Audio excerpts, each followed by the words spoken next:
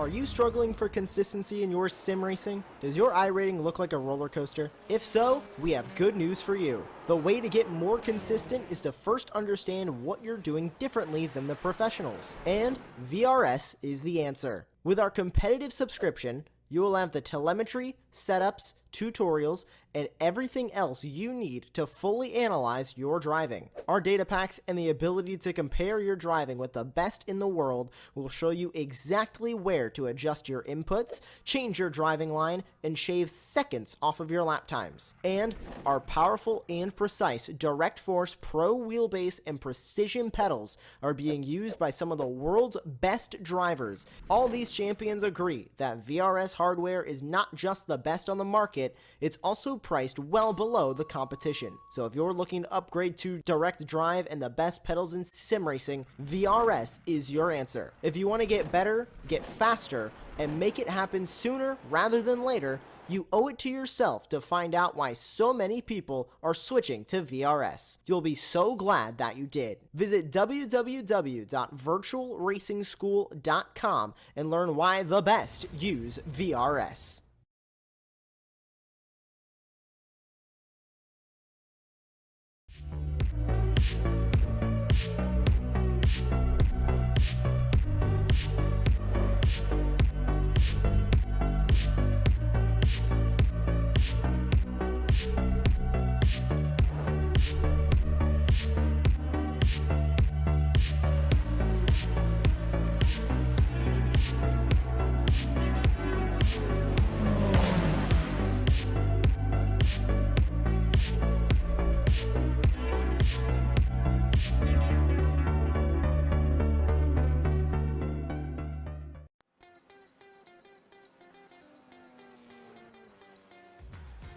In our era of program mediocrity, the events here at Summit Point Raceway give us the opportunity to experience quality of machinery, people, and performance. 55 is the speed limit, and it's also the IQ required to get along successfully in our time. But nothing requires us to live like that at the point. Competitors take it right to the limit, both physically and mentally, while the spectators enjoy and appreciate the performances. Tom Milner and I would like to bring these general concepts of quality to our stewardship at Summit Point. We've witnessed the incredible sidecar races at Zolder, Belgium, experienced the color and the spirit at Brands Hatch and Hockenheim, enjoyed corn on the cob and bratwurst at Elkhart Lake, and seen the way the grounds are tended at Mid-Ohio. We think Summit Point can incorporate the best of our experiences at other tracks, and really that understates our position. We know that Summit Point can be, and we intend to turn it into a quality facility that will be the pride and joy of our motorsports community. Quality is always earned and doesn't happen overnight. And so, hi everybody, and welcome to tonight's broadcast of the Ray Esports Racing League's Season 6 Runoffs, presented by Spec Racer Sports, Alliance Autosport, and Grassroots Motorsports Magazine here on Apex Racing TV. After 9 grueling weeks, we've named our regular season champions, but tonight it's winner take all in 3 different classes, well known to club racers here in the United States: Spec Miata, Spec Racer Ford Gen 3, and Formula 4. I'm Greg Ginsburg, and tonight I'm joined by good friend Larry Lefty McLeod in the commentary booth, and we've both like to give a warm welcome to Jamie Fluke back in the virtual production trailer. He's filling in for Dennis Branch tonight, who's a bit underneath the weather tonight, and so get well, Dennis. And so what I opened with, I think, is quite apropos here this evening. It was penned in 1980 by Bill Scott, who was the 1968 European Amateur Super V champion. He won the same title here in the U.S. a year later, and then went on to win the World Professional titles the following 2 years. But for many, he's known not for what he did behind the wheel, but what he did off the track. He purchased a bankrupt racetrack just outside of Washington, D.C. in 1979, fostering a burgeoning motorsports community and more importantly, selflessly mentoring many up-and-coming racers up until his passing in 2009. And so tonight, Larry, we'll honor Bill Scott with 3 quality 25-minute championship races. First up will be Formula 4. You can see him on track right now, followed by Spec Racer Ford Gen 3, and then we're going to wrap things up tonight with what will no doubt be a barn burner of a Spec Miata race here at the Point. Welcome, Larry, to Summit Point Raceway, my home away from home. Hey, Greg, yes, your home away from home, and sometimes your home at home, as you absolutely are the home at this track. Everybody there knows you walk in, it's like Norm from Cheers. They all go, Greg, as you walk in the gate, as they all know you so well. But yes, tonight the focus is on a bit of the track, but also on the drivers. This is going to be pretty exciting. 3 great races, 3 of my favorite platforms, 3 of my favorite cars on the entire platform. In fact, I just ran an IR04 race about an hour or so ago. I do love these cars. As much as you well know, I love these Skippies, and who doesn't love a Miata? I happen to own one. So yes, we're right in my wheelhouse, and right in your wheelhouse. It doesn't get any better than that. Yeah, I'm sure by this point many people know that I'm actually the SCCA's staff announcer at Summit Point, and so to say that I don't know this track very well and I've raced at Summit Point, actually it was very interesting, Larry. I got one of those memories, and this is how you know my age. I got one of those memories on Facebook today, not Instagram, not one of the other platforms, and it was of me burning the rookie stripes on my car this day back in 2003. So, you know, it was a nice little flash back to a younger time and perhaps you know, a time. I'd like to think that my wardrobe has been upgraded a little bit since back then. But you burned your rookie stripes about the same time as most of the drivers in Spec Miata were born. Exactly. So that's great. Perfectly timely on a night like this, where we get to end up the night running a Spec Miata light class. So that's great. Your rookie stripes are showing their grays.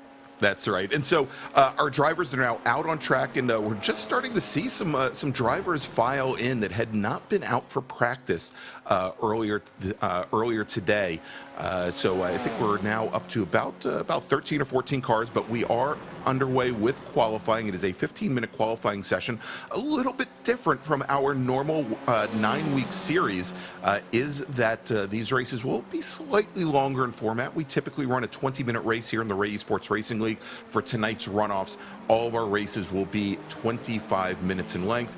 And to set the grid for those 25-minute races, the drivers are out on an open qualifying session for all 15 minutes. No limitation to how many laps they can run until the clock runs out, of course, here. And currently, Morgan Burkhardt is your provisional pole sitter with a couple laps in the books, with right now the bogey time being a 108.27. And with that, Larry, as we're getting things set up here, as I mentioned, our regular season, 9 weeks long. But, you know, you may ask, if we only run 2 races per night, how do we get 9 races in for 3 different classes? Well, you can't. Each one of our classes will run 6 races during the regular season. And we concluded that regular season last week, our 6th regular season. And so let's do this. Why don't we take a look, as we see Morgan Burkhardt having to avoid a driver there down in the carousel. Let's take a look at how the Formula 4 Championship played out here in season number 6. All right, so Morgan Burkhardt, and this isn't the first time we'll talk about Morgan tonight, but Morgan Burkhardt took home the season 6 championship, 125 points. Caleb Patry, who was our champion last season, actually last season we were running the USF 2000 cars, but Caleb Patry was our season 5 Formula Car champion. He finished, as you can see here, 8 points back from Burkhardt. And then John Vogel, who is a Spec Racer Ford racer in real life, he came home finishing in 3rd. And of course, all of our racers, all of our podium finishers in the regular season championships, they have some medals in the mail for them to give a bit of a memento for their hard work here in season 6 of the Ray Esports Racing League. But you know, as we take a look up and down those standings, as I believe we're listing the top 10 here on the screen, you can see really very close racing. And again, I think the theme tonight, Larry, is quality. Some very good racing in Formula 4. Yes, yeah, it's going to be some good racing here. I actually recognize a few of these drivers. I know that I have not called one of these Tuesday Ray Esports Leagues in quite a while, but I know some of these drivers from past, and I've raced alongside some of these drivers in some of these cars that we'll be running tonight. So, yes, these are quality drivers that'll drive circles around me.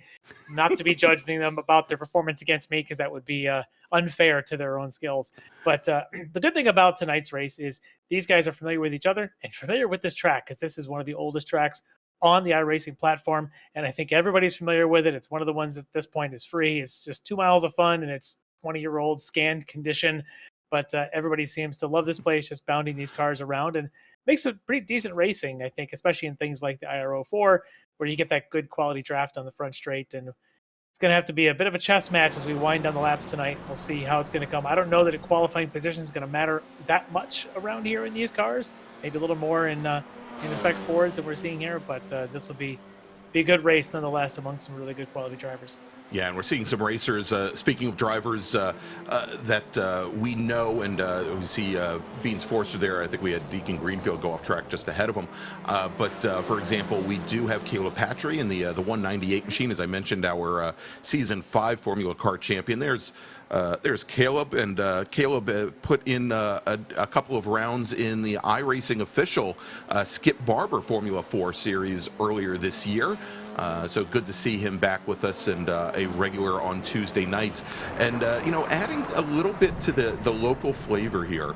As we run down, of course, we've got Morgan Burkhardt and Deacon Greenfield, who are new rookie racers in real life, and both call this track their home. But we also have in the field now Stephen Blethen. And Larry, we were talking about racers that we've called in real life. Yeah. Stephen, and we will likely see his twin brother Ray a little bit later this evening. These two drivers, touring car drivers by trade. This is only Stephen's 2nd Formula 4 race. He came out and joined us for our last regular season outing at Sonoma Raceway last week. But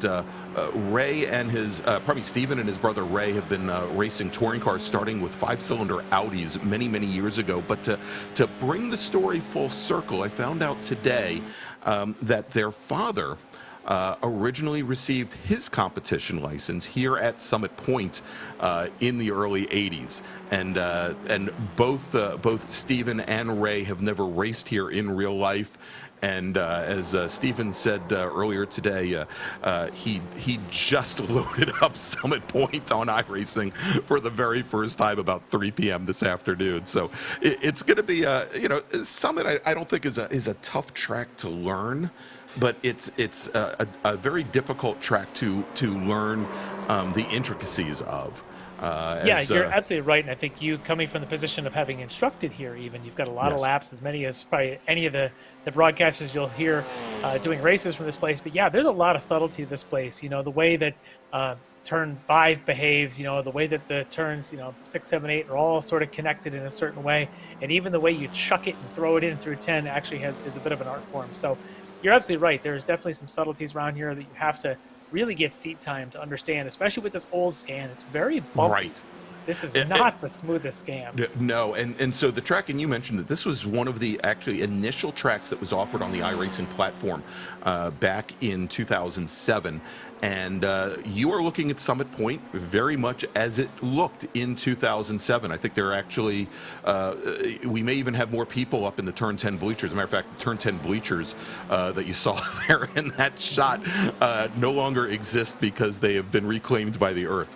But I think probably the biggest challenge for some racers that have experience here at Summit Point, because it has been repaved, I think now 3 times since this scan was taken. If you have real life experience here, and especially for some of our drivers who are just now starting to race Summit Point Raceway, is that it is very different here in the sim than it is in real life. And some of the drivers that have to jump back and forth between the real life thing and the virtual version of the track, they may find some challenges here. And one of those things is, in the sim, this track is known for the fastest tow button ever. Just go diving out into the woods. There's no fences, no nothing. You just go off into oblivion and you land back in your grid spot. It's beautiful. It's a great way to call the tow truck if you're just too lazy to hold that button down. It's great. If that had only been the case in 2005, Larry, when I went off into the woods, safe and good. Yeah, instead of it taking 10 minutes for the emergency services folks to find me off in the flora and fauna there. So a couple of things about as we are now 11.5 minutes into our 15-minute qualifying. One thing about this car in particular, it gets faster and faster and faster as you put laps on it. I run this in my regular Tuesday night league that I'm not running tonight. And one of the things we know is, you'll go out and run a 2 or 3 lap qualifying, as we do in the public racing leagues, or our private league, we do a 3 lap qualifying. And I tell you, it's not enough to get all the heat in the tires. It's 6, 7 laps to really throw down your quickest one. So seeing these times that Caleb, Patrick able to get up near, Zach Burke, another one, able to try and chase down Morgan Burkhardt. Not surprising that they're still laying good times down here late in the session, because that's how long it takes you to really get your heat in your tires and get these things up to speed. All right, as we're watching right now, Jordy Fike and the Team Esports Racer machine, it's currently sitting down in 12th position overall here, and again, he finished out the season 5th in the championship. So maybe a little bit surprising here, as we have only about 2.5 minutes to go here in qualifying.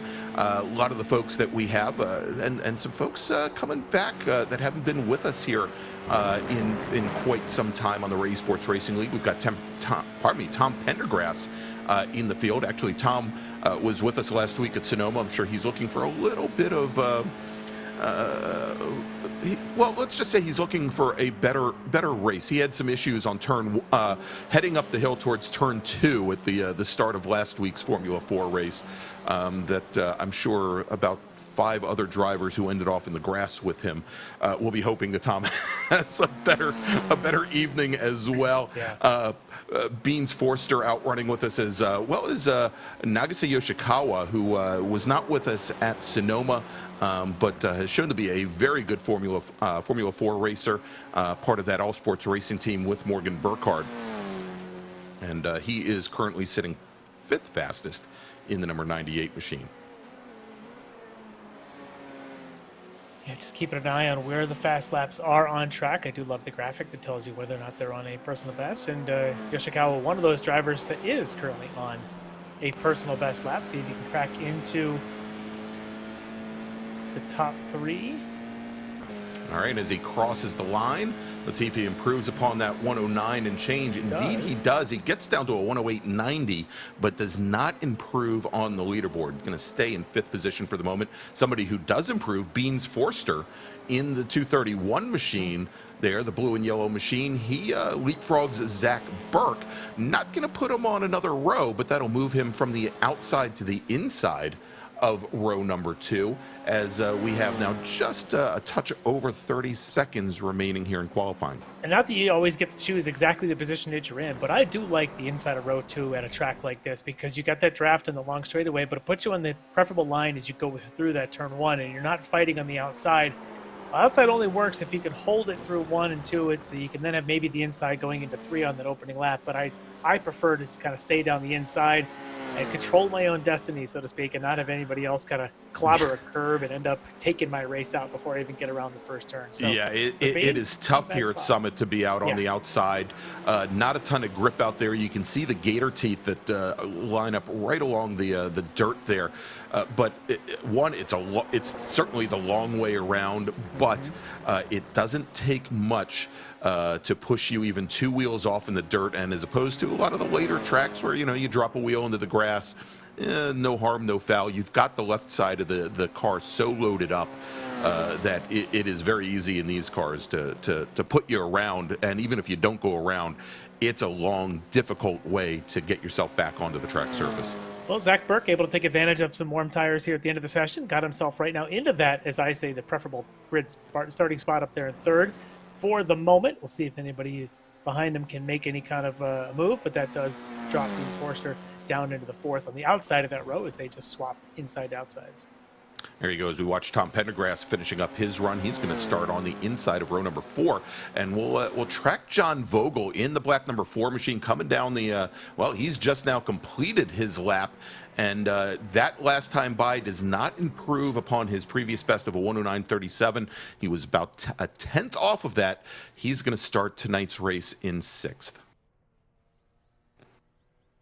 And it looks like we've had a few other people join towards the tail end of the session as we're watching Morgan Burkhardt right now.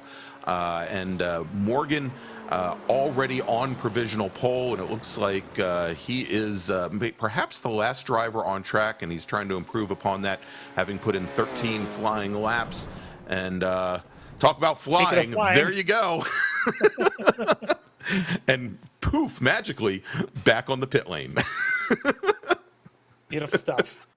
That's right. And I've seen Spec Miata races, Larry, where that happens in real life, except oddly enough, they actually do come back and hit the ground. All right, let's get to our starting grid. I'll run down this. So on the front row, on the pole position, just mentioned, just when flying off track there at the end, Morgan Burkhardt will be your pole sitter alongside, just on the outside, Caleb Patry. And then in row 2 on the inside, the Canadian of Zach Burke. On the outside there is Beans Forster in the 4th spot. On row 3, on the inside, Nagisa Yoshikawa on the inside, lined up with John Vogel on the outside. On row 4, it's going to be Thomas Pendergrass, lined up alongside Deacon Greenfield. Row 5, John Casey from that 046 Racing. I'm familiar with him. He'll be lined up alongside Captain Lawrence Brewing, Charlie Vaccaro. On row 6, it's going to be Wayne Buttermore on the inside, alongside Team Esports Racer, Jordy Fike. And on the 7th row on the inside, Joaquin Effinger alongside Stephen Bleffen. And then on row 8, Greg Mack on the inside, Team Esports Racer, alongside Far From NASCAR, Andrew Benet on the outside of row 8. There you go, Far From NASCAR. And we always have a joke here in the Ray Sports Racing League that wherever Wayne Buttermore is, Joaquin Effinger is and Charles Vaccaro not far from. And there you go, the triumvirate all separated out by about 1 row. All right, so we've got the field now on the grid behind the pace car, and as they get ready to start their pace lap here at 2 mile 10 turn Summit Point Raceway, Summit Point Motorsports Park, let's talk talk about our sponsor for tonight's first race of the evening, and that is Alliance Autosport, based in Columbus, Ohio, where they found success both at the club as well as the professional levels, garnering multiple championships, including 8 SCCA National Championships, 3 SCCA Pro Racing Championships, as well as a USF 2000 National Class Championship. Alliance Autosport's team members are dedicated, hardworking, and they know what it takes to win.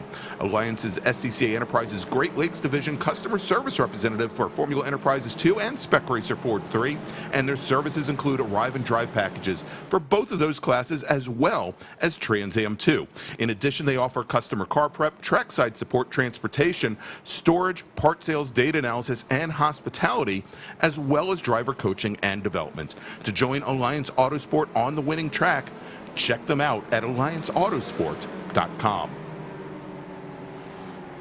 As our drivers start to warm their tires up just a little bit here and get things gridded up, like I said, it's going to be an interesting run down into turn 1 between Morgan and Caleb, and we'll see if anybody behind them, Beans or Zach or anybody else, can poke their nose in and make it a 3 wide through that turn 1 and try and win it on the first turn, as they say, or if patience prevails. And so, Larry, one of the interesting things that I've seen here in USF 2000 racing as well as Formula 4 racing is the original scan of this track. The curbing in many places has a lot more elevation to it, a lot more rise than the track does in real life today. And I've seen in many cases where, as drivers take the curbing at turn 8, which is the left, or probably the right-hand turn that is going to bring you up the hill, which is where the drivers are entering right now. If you catch too much of that apex curb, it is quite possible to high side the car. Well, at the speed you're going, you're not going to high side it, but to lift the car up and put the car around, it is, I think, much more treacherous, and something that that drivers that spend a lot of time here at Summit Point in the tin top cars, like an MX-5, like a Spec Miata, may not realize when they come here for the first time in Formula 4s. As Morgan Burkhardt now has the field, the pace car is on the pit lane. He's got his teammate Caleb Patry to his left as they're coming down the front straight and waiting for the green flag. And our starter there holding it in the air, but no green flag yet. And there we go. Green flag is in the air, and we are racing here from Summit Point for the Esports Racing League Runoffs season number 6, as the field spreads out just a little bit, but opening up a big gap for John Vogel to come up the center, as both Burkhardt and Patry are side by side going down into turn 1. Right behind them, Forster and Burke. Forster in the blue and yellow 231 to driver's left. He cuts across the front of Zach Burke now as they go into 3. Burkhardt taking a little bit of a run through the gravel. Not a big deal there at Summit. The track comes right back to you, but Caleb Patry, he's going to have position going down into that very slow turn 5. If Burkhardt can stay up beside him, though, he might have a position going into the carousel as they now come into what is essentially, Larry, the longest straightaway here at Summit Point. You'll see a little bit further back in the field, John Casey and Jordy Fike. Fike has gotten around a few drivers. Andrew Benna now up 5 positions to number 11, as our field is now making their way under the bridge over to turn 10 to complete lap number 1. Oh, great first lap there at the front of the field there with Morgan and Caleb just side by side for about 3/4 of that lap. Wasn't sure if Morgan was going to concede at all. He does not, but now it looks like Caleb's going to be back on the fight, try and take the outside line in through 1.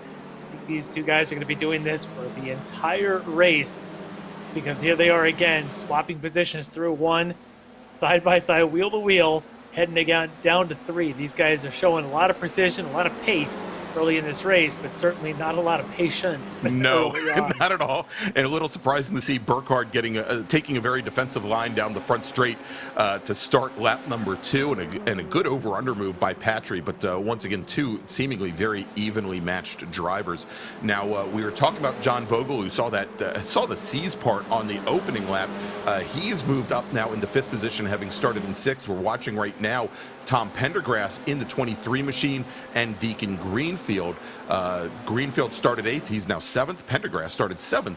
He is now 8th, and you'll see they're having a little bit of trouble coming down the inside. Charles Vaccaro in the 221 machine, the red and blue.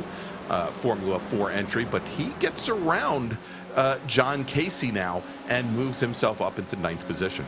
Yeah, good moves there for Greenfield, for Deacon to get on by Pendergrass, using that the full extent of turn 5, using what I like to say is the correct line of 5, the nice and tight line. A lot of folks kind of get drawn to trying to stay track right when you just kind of let the car ride on in there, and if you want to make a pass, that's where you end up going anyway. So he's able to make that stick, and so a couple of passes happening back there, but still up in the front, watching Zach Burke see if he could chase down Caleb and Morgan. I'm not sure that unless these guys decide to just hold off, not sure they're going to be able to hold off a Zach Burke, as we know that he could be the aggressor in situations like this. He certainly can, and in the opening couple of laps, whereas we had seen both Burkhardt and Patry, even on the first lap. Oh, and we have a car that's gone around, and I believe that is Joaquin Effinger, or is that, oh, I'm sorry, that's John Casey from 046 Racing, the number 78 machine, who went around going down into turn 5 and has gotten the car back underway. Jamie, perhaps we can take a look and see exactly what happened to Mr. Casey going into 5. Beautiful shot on board as he goes throwing it into 5 and just maybe breaks a little later than he was anticipating needing to, and the back end just comes around. Luckily, no contact, no harm, no foul. Stays out of the way of the oncoming traffic, and then he snaps it, and off he goes. But yeah, that's one of those where it's the brakes. So you get a little bit loose. These cars are definitely loose under braking, so you've really got to watch your brake control with these cars. They actually love to be on throttle, is what I found with these things. They do not like it so much when you're off that throttle. Now, is it a question that the engine, and I know the F4 cars, at least in the United States, they had been using Honda power for the most part as the way they were homologated. I don't think they do in the iRacing version, but is it perhaps an issue that the weight, the center of gravity of that motor is maybe a little bit further back in the chassis that causes that lift-off oversteer? It could be, and the way that these cars, the way you kind of counter it is you almost you get the wheel just cranked and you just start rolling in the throttle and you let the car, like you try to force an understeer to get the proper handling out of this, and then you just use a little bit of modulation to get it to rotate mid-corner. The issue is when you're going from brakes, that initial turn in, if you don't come off the brakes gently and get back quickly on the throttle, the car will start to snap quickly. You've got to use the throttle to force that weight transfer, get the back end back down and get it to settle. And that may have been there. What happened to John Casey was he got on the brakes, lifted off the brakes, and the car just snaps around, didn't use any throttle to his advantage to settle the car. All right, you see there, once again, Burkhardt and Patry side by side, door to door, going into turn number 1. And as they come out, it allows, once again, Zach Burke to make up a little bit of ground on these two drivers. And as they come out of turn 10 each lap, it looks as though both Burkhardt and Patry have the measure of Burke, you know, but he makes it up under the draft, and certainly when the two drivers compromise their entry speed into turn 1 by going side pod to side pod, it allows Burke to get right up back behind it. Yeah, and he's using the large hole in the air that they've decided to punch for him to try and stay close with them. But as you watch that onboard shot, it's a great shot. I love that. You can see the car almost looks mid-corner like it's understeer. You see his hands are cranked. The car is not really looping around. That's how you drive these things. You just keep a little bit understeer. You force on the throttle and let the thing push, because then you get the momentum actually rolling, and you open your hands as needed. Great use of the camera on board to show that. We flash back now to the battle here for 6 with Vogel, Greenfield, and Pendergrass all lined up.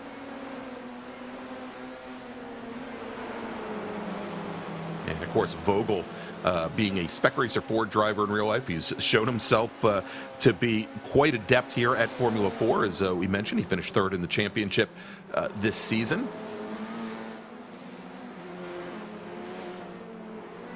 All right, let's take a look. It sounds like Joaquin Effinger having a few issues on track, and I think Jamie has it here for us as we watch him going through turn 10. And Larry, you know, I talked about the rise and the curbing at the apex of some of these corners. You could see it right there as Joaquin Effinger. Oh, as well. Sometimes there are issues beyond the apex curbing, as we saw the end of that sequence, and we're going to have Joaquin Effinger now in the pits, and the other driver involved in that, I believe, was Greg Mack. Might have been, yeah. And that's just one of those, that whole turn 10 complex there. You're trying to throw that in. You're trying to carry as much speed onto that front straight as you can get. And you want to get on the gas early. And if you don't get the car rotated enough early, but you're on the gas too early, it just pushes out. And then, as you say, you hit that high curbing and it doesn't grip anymore. Heads you right to the gravel. If you then decide to lift, you're hitting that inside wall. Yeah, you're going to hit the wall, exactly. Yeah, and it looks like maybe what happened there. Yeah, and I think also the tendency there as the car starts to go around is, and he kept the car on the pavement the whole time. You know, the other thing that we typically see at Summit is, and very similar, Larry, to turn 5 at Road Atlanta, is, you know, you'll fight the car and fight the car and fight the car. You'll finally drop wheels off driver's left coming out of turn 10. And then once you get a little bit of grip in the either the gravel trap or the grass there, you get back to the pavement, you got the wheel cranked over all the way, and you end up also in the pit wall. Driver's right, as we can like see Stephen that Bleffin having some issues here, as that is not the pace he wants to be going on the front straight. Yeah, I'm wondering if he underfilled the car for the 25-minute race. I'm not sure, as Charlie Vaccaro now having issues. Also looks like there at turn 10. Yeah, that was damage in this case. Let's check out. Yeah, let's take a look and see what happened. Missed the apex by a bit. And just caught a bit of sand, but look at this, manages to keep it off of the wall. And yeah, kept it off of the wall, and I think he got caught out by the transition between the grass and the pavement over there. Kind of lifted up the rear end of the car and put it around, but it looks as though no damage another day to the 221 machine. Now, a little bit before that, and well, it looks like everybody's starting to have some issues now as Deacon Greenfield goes around through turn 5. I was going to say on the previous lap, we had John Vogel, who I had just heaped so much praise on, go off a little wide at turn 1 and had to recover, dropped a number of positions. What's interesting is I mentioned earlier in qualifying about how these cars tend to get faster and faster as the laps go on. We're at that lap 8+ now. We're at lap 9. You can see Caleb Patry putting down his fastest lap of the race, quickest lap overall of the race there, that 1:08.5. That means your tires aren't getting any better. And so we've reached that point where they've peaked. And if you think that the next time you got to throw it in, it's going to be better than it was the last time, well, it isn't. And so so basically you hit that golden lap and everything is downhill from there. That's what I've found, and I think that's also what a few of our drivers have just found over the last lap or so. Yeah, as they continue to gain more confidence in the car, and then it's a not well-founded confidence finally on a lap, and they go around. Yeah, you might find as fuel load comes down, you might still be able to do a little bit more with the car, but in terms of your general tire grip, it isn't going to get any better. But what a battle we've got here now with Jordy Fike, and I think that'd be Deacon Greenfield, I think, right there on his 6, trying to find a way around. Yeah, and of course, Greenfield, he started off in 8th position, finds himself now sitting back in 10th, having spun the car the previous lap down at turn 5, but a good little scrap here between he and the Team Esport Racer driver as Greenfield gets a good run coming out of turn 8 and up the hill. But interestingly enough there, Jordy Fike, good line coming down into turn 10. Not only is it a little defensive, but it's actually the shorter way to turn 10, but I don't think Greenfield had much of a choice other than to hang along that left-hand line there. Yeah, and Jordy able to get a decent run off of that corner to hold him off down this front straight, but oh man, almost coming to touches there. A little bit of touching perhaps going through the corner as they're trying to navigate around the lap traffic, and that might be... Yeah, I think that was I think that's Bleffin in the 150 car. Yeah, so they managed to get around him nice and safely, but boy, it was awfully close to some touches happening there between Fike and Greenfield. Good battle there back in the 9th position. Now, Larry, you talked about, as we're now a little bit over 11 minutes in, so just a bit under halfway here. Now, you talked about how the predominant handling trait of these cars is to understeer a bit and get a bit of push in the corners. Now, is that more a sign of just the standard handling trait, or the fact that you're sitting a couple feet off the gearbox of the car in front of you and you're just, you're not getting a lot of downforce off that front wing? To say that the handling trait is more understeer, it's probably not actually. The real handling trait is a loose corner entry. And the way you counter that is by applying throttle to induce an understeer.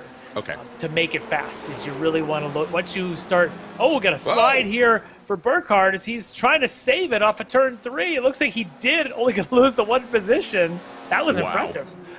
And so Jamie and I were sitting through and watching practice, and Burkhardt made more or less the exact same move coming through turn 3. So it's not like he didn't work on that recovery this evening, Larry. Actually practiced it. That's right. So let's take a look and watch Mr. Toad's wild ride through turn 3.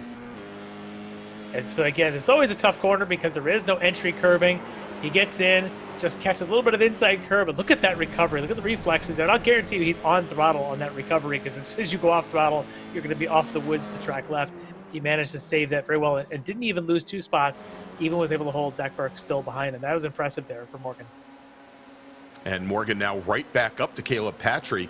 Goes to the outside driver's left, and we'll see if he tries to pitch the car underneath. And Patry has him covered there, center of track, coming through turns 1 and 2 as they make the run down to 3. Burkhardt takes a quick look to the inside, not quite close enough to affect the pass going into 3. And we'll see as they track there. But all the while, and Zach Burke, probably had the best view of the house when Burkhardt went off. Luckily, had given him a pretty wide berth and a lot of ground there to go and recover the car. But Burke, I think, still sitting back trying to figure out how he can get out of 3rd place. He's trying, and he's just watching these two, thinking maybe these two will take each other out the way that they're dancing back and forth. But I'll tell you, they're doing an awfully well-coordinated dance, Morgan and Caleb. Doing a great job here. Morgan looked like he's going to try and set up Caleb down this front straight. And Zach needs to get up there, needs to close that gap. You can see that Burkhardt's gap to Patry, less than a 1/10 and a half. Burke, a 1/2 a second back. And if you're in that 1/10 and a half, you can do what Morgan's doing now, which is you can get alongside, use that draft, and try to outbrake into 1. But if you're 1/2 a second back, you're not quite close enough to really make a pass using the draft. Look at these guys, side by side, all the way around. And a little bit further back, side by side, Yoshikawa and Forster heading down. And Forster not able to get around Yoshikawa, but here let's take a look as we jump back to the front with Burkhardt now getting around the 198 machine of Patry. And, as we watch this, Larry, and we saw this on laps, I think like laps 2 and 3, is Burke, he doesn't seem to be at ease here going into turn 6A and following around the carousel. When I say that this is the longest straightaway on the track, it's very much so. There are some slight bends here, but you are, from the point you turn into turn 6A, just feeding in throttle the whole time. And typically coming out of turn 10, Burke is about 4 or 5 car lengths back. Now, as I say that, he's right up on the gearbox of Patry. And Patry just stole his draft. I think he was intending to maybe to cozy up behind Morgan to try and get a draft on the front straightaway. But he is on the inside of Caleb, and if he can outbrake him, he'll have a line. But I don't think he can, considering where he was. But that was definitely the best position that Zach had on any of the laps we've seen, as Yoshikawa and Forster again swapping positions now down the front straight, going side by side. But look at this, Zach now on the outside of Patry, going through 3. Nothing there for him, but he's trying. And all the while, that has now allowed Burkhardt to open up almost a full second on Patry and Burke, whereas Larry, just a lap ago, the difference was a 1/10 of a second. So you can see how much just those small battles will do here, as we have now going down into turn 1, Deacon Greenfield and Wayne Buttermore. And you can see Greenfield trying to make the move from the inside, outbreaks himself going into 1, and Wayne Buttermore in that 73 machine retakes 10th position.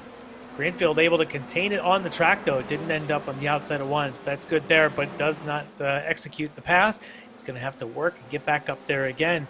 He looks pretty quick, but you got to execute those. You got to brake at the right time, not at the wrong time, if you want to make a pass going in through 1. And it looks like he may have just lost the rear end of the car, or got close, and it looks like he saved it. Yeah, a little bit of throttle, and you'll catch that back end. But if you think you can catch it with just hands, not usually the case. But look at him. He's already up on the back of Buttermore. Now back into this. Now you've got Zach. He's pressuring Caleb so much. These guys have actually lost a little bit to Burkhardt. Burkhardt now over a second ahead of them because of the battling and the pressure that Zach's been putting on Caleb. And just a little bit further back, we take a look at that battle once again between Buttermore and Greenfield. This is the battle for 10th.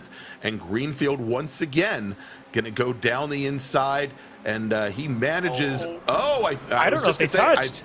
yeah, I thought he managed to clear Butterfield, but you know that was your typical Max Verstappen move, Larry. A little bit of a back chop. across the moving across the nose under braking. Let's take a look at the replay here. Oh, perfect view to see this from. We'll see Buttermore. He's going to go to brake, and at the last second, there's a little bit of car in front of him. He did not expect to be there. Does avoid the contact afterward, but yeah, I think for Greenfield there, probably should have just broken a straight line and not quite moved across like he did. But not going to be his good night. No, certainly not. You learn from these things as we watch now John Vogel and Andrew Benna. And Benna, having made up 9 positions so far, sitting in 7th. He started off, if I do my simple math, Larry, that means he started in 16th, I believe. Something like that. What I can tell you is he was the last one to join the session. All of about half a practice lap in before qualifying. So the fact that he's able to go from essentially the back row up into the top 7 is a good run here for Andrew. And getting around John Vogel, you were talking about him at the opening lap, the opening corner, where he had snuck himself up into, I believe, into the top 4. He's kind of faded a little bit, now down to 8th. All right, as we jump back here to we've been watching Wayne Buttermore, who managed to recover in that incident with Deacon Greenfield, and now he is pressuring Charles Vaccaro in the 221 machine. Vaccaro, in real life, a Spec Racer Ford driver, has been doing quite well this season in Formula 4 as well. And for the moment, managing to hold off the 73 of Buttermore as they go down in the 5. And Larry, you can see Vaccaro taking that line that we mentioned, either center of track or perhaps a little bit left of track, going into turn 5. Certainly, I don't think Buttermore was anywhere near close enough to affect the pass, but it shuts the door on them as they go down the hill. It definitely takes away the options for the driver trailing. Well, now that Buttermore doesn't have Deacon Greenfield on his 6th, maybe he's got a chance here to try and pressure Vaccaro to get up into this top 10. That's where the 10th spot lands right now, is with Charlie. He's going to try and hold off Mr. Buttermore, but Buttermore is on the charge here. Just about 1 second back as we move back up to the battle here for 4th.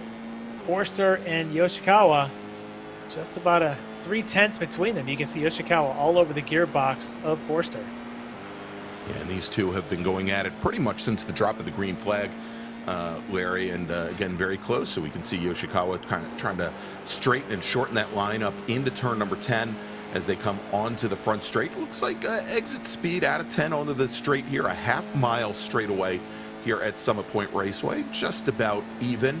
And lap times for those two drivers, about 0.15 of a second separating them out as they compress under braking going into turn 1.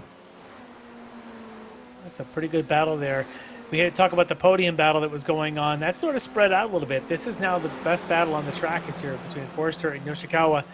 Still nose to tail going through 3, because up in the front, Morgan Burkhardt has pulled now a full second gap over Patry, but it's Zach Burke has begun to fade now, about 2 seconds behind Patry. So a couple of issues there for Zach has sort of taken away the battle for second. He's going to hope to cling to that 3rd, as these two right now are still flying around the track here for this battle for 4th. Yeah, and running over 3/4 of a second faster than Burke at the moment, and yeah, with now a little bit over 4 minutes remaining. So what, about three laps, maybe 4 laps at most, remaining here for our first race of the evening. There is still a good chance that we may see Forster and Yoshikawa get into this battle. You look at it here, and Burke looks quite a distance up the road. But at 3/4 of a second a lap, they're definitely making up ground. A little better lap there for Zach this last time by, again holding them off. Maybe he's got enough in the tank there to make it the next 4 laps or so. You can see there he had lost a lot of that back there on lap 17, but even a couple of tenths even back on 16. So he's going to do all that he can to try and hold them off and to make sure he doesn't lose this podium spot that he's currently with. But that battle for 4th is going to be pretty intense, depending on how much pressure Yoshikawa wants to apply to Forster, as the battle for the lead is tightened up. So yes, speaking of intense, Larry, as Caleb Patry's gotten right back up to the gearbox of Morgan Burkhardt here on lap number 19. Right at the end of the race, able to find something, to make sure this race doesn't just end on a boring, dull finish. I don't like boring and dull, and No. neither does Caleb, as he's going to maybe even make a pass right here in front of us as we watch down the front straight. Defensive line for Morgan, going to force Patry all the way to the inside line, giving him 1.1 car widths. Oh, that's a little less than 1.1. That's right. They're side by side. Little bit of a love tap there from Caleb Patry, and that was more like 0.8 car widths there for a second. That's right. As we talk about Road America being 55 feet wide. Summit Point is actually closer to. Oh no, Burkhardt loses the rear end for the second time tonight at Burke. turn 3, and Burke's going to take to the grass to get around Morgan Burkhardt, but he now takes over second position here with just a bit more than 2.5 minutes remaining from Summit Point in our first race of the evening. Burkhardt now drops back into third position, but look at this, Larry. Now we've got Yoshikawa and Forster closing things down on Burkhardt. Yeah, they are definitely, because they're not forcing each other in any mistakes. They're just sort of turning fast laps.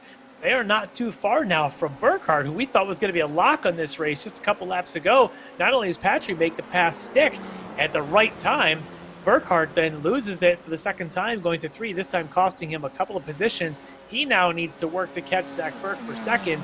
Meanwhile, Forster and Yoshikawa are seeing this and saying, maybe we can get back up there.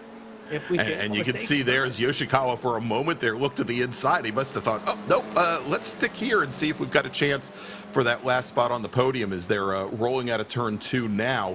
And with only 2.5 minutes remaining, and these drivers turning in 108 lap times, Larry, I think this and possibly 2 more laps. Maybe, and I'm watching now Yoshikawa may be done with his patience and saying, all right, with 2 laps to go, it's time to lay the hammer, as they say, and try and lay down something good, maybe get past Beans. Forster, Beans going to be going full beans here for the next 2 laps to try and hold that position, hold on to that 4th spot. As far as Burkhardt in front of him, he's got to just be beside himself right now, not gaining right at the moment on Zach Burke. Burke hustling to try and hold that 2nd spot now. And Patry not even in sight of the rest of the field. Caleb on his way out to just walk away with it, as we should be white flag lap. Yep, and here we go as we come down the front straight, and indeed 1 lap remaining. White flag is in the air. You saw Beans Forster trouble coming out of turn 10, had the rear end walk out a little bit on him, and a good run now for Yoshikawa as they are side by side heading down into turn 1. We'll see if the purple 98 can hold off Forster as they come out of turn 2, and for the moment now Yoshikawa has moved up into 4th position. He's going to stick to the center of track and try to hold Forster off going into 3. He does, but all the while, and Larry, so you know we see Burke now kind of sitting in no man's land there. That last time by, very similar lap times between he and Burkhardt. Burkhardt not closing things down on Zach Burke here on this last lap, but likewise he is separating himself out just a little bit for that battle now for 4th between Yoshikawa and Forster, as our leader Caleb Patry. There you go, rounds turn number 10 for the 22nd and final time this evening. Puts on the weave, crosses the stripe, and your winner, who goes flying? There you go, triple backflip through the woods. Caleb Patry, your winner tonight here at Summit Point. Morgan Burkhardt is going to finish back behind Zach Burke. Burke, the Canadian, comes home in 2nd. Burkhardt will finish in 3rd, not the finish our season championship like. And now let's take a look. Yoshikawa and Forster come in 4th Benna and 5th. And Vogel. Yep, Benna and Vogel back behind Tom Pendergrass. Benna holds on to 7th position, holds off John Vogel, who will finish in 8th. Jordy Fike comes in 9th, and Charles Vaccaro coming now into turn 10, trying to hold off Deacon Greenfield for 10th position, and that is where Charles Vaccaro will finish up. Deacon Greenfield finishing just outside of the top 10. So, Larry, I think that was a quality first race of the evening, wouldn't you say? That's a great way to kick off the evening. Caleb Patry just pushing and pressure. Held off the pressure from Zach Burke, was able to apply that pressure, Morgan Burkhardt, and take all of the pressure off of himself and walk away to this victory. Great run there, but battles up and down. That was a lot of fun. Even the guys battling for 4th, battling for 8th. Just great battles. That was a lot of fun to watch. All right, well, tell you what, Larry, here as we put down our, we lay out our finishing order here on the screen, I've got both Morgan Burkhardt as well as our winner, Caleb Patry, in the green room. So let's bring in Morgan Burkhardt. He was our Season 6 Formula 4 champion. He's going to have to settle for third tonight here in the Ray Esports Racing League. All right, so Morgan Burkhardt joining us. Morgan, a lot of fun for about the first 22 and a half minutes of that race. Tell me a little bit about how things went. Yeah, it was a lot of fun. We got the car sorted out and really kept Caleb behind in the first half of the race, and him and I think it was Zach, they started to fight a little bit, and I was able to get a little bit of breathing room, and I started to back off, and it just, the rhythm that I had going, it knocked me right out of it, and I started making mistakes. And then as soon as Caleb got by, I think I overestimated the dirty air a bit and got it sideways going through turn 3. Yeah, I was wondering about that dirty air because you guys raced real close for a long time. Didn't seem to bother. I mean, these cars aren't exactly the strongest aero, but you didn't seem to have any issue in some places. But we did see you got a little bit loose there in turn 3 early in the race, and then of course the issue there late in the race. Is that just once in a while the car just gets a little bit light when you're expecting a little more downforce? I think so, yeah, because I've struggled with that a little bit in practice, and it was kind of on edge. The setup was really, really low downforce, kind of dialed in, and just got a little bit over-eager, carried a little bit too much speed, and the rear end started to step out, and once it does, there's not really anything I could do to chase it. Well, it was a pretty good save both times to keep the thing up there on the podium, so a great job there to cling on to a third spot here tonight. Morgan Burkhardt, good job there, and maybe we'll see you in one of the other races tonight. Thank you. All right, there you go. Morgan Burkhardt from All Sports Racing, and I'm sure, Larry, we will see him both in the Spec Racer Ford and in Spec Miata. Let's do this. Let's bring in Caleb Patry, our winner tonight in Formula 4. Caleb, a lot of fighting going on between you and Morgan tonight, but you managed to win the war. Tell me a little bit about all that good battling you had for this race tonight. Well, it certainly was intense, and I would say one of my more hard-fought battles for the win. Between that and showing up late for practice and getting used to this new Fanatec pedal set, it definitely was a challenge to keep it pointed in the right direction at times. Morgan definitely had the legs on me there at the start. I was just kind of able to hang with him in the draft. Just try my best to kind of fill his mirrors at the start, and then eventually just kind of tugged in behind him. And yeah, I got a little hairy there with Zach a couple of times. I made a mistake, and he kind of got up on me, which stunk, but I was able to lay down some consistent laps towards the end and just kind of reeled him in. Yeah, we just talked to Morgan there, how you kind of maybe even just startled a little bit there late in the race. You made that pass. He kind of got caught out a little bit in the dirty air and kind of let you kind of walk away with it. You're surprised to see Morgan at that point of the race make that mistake, or were you expecting this to go right down to the last corner, last lap?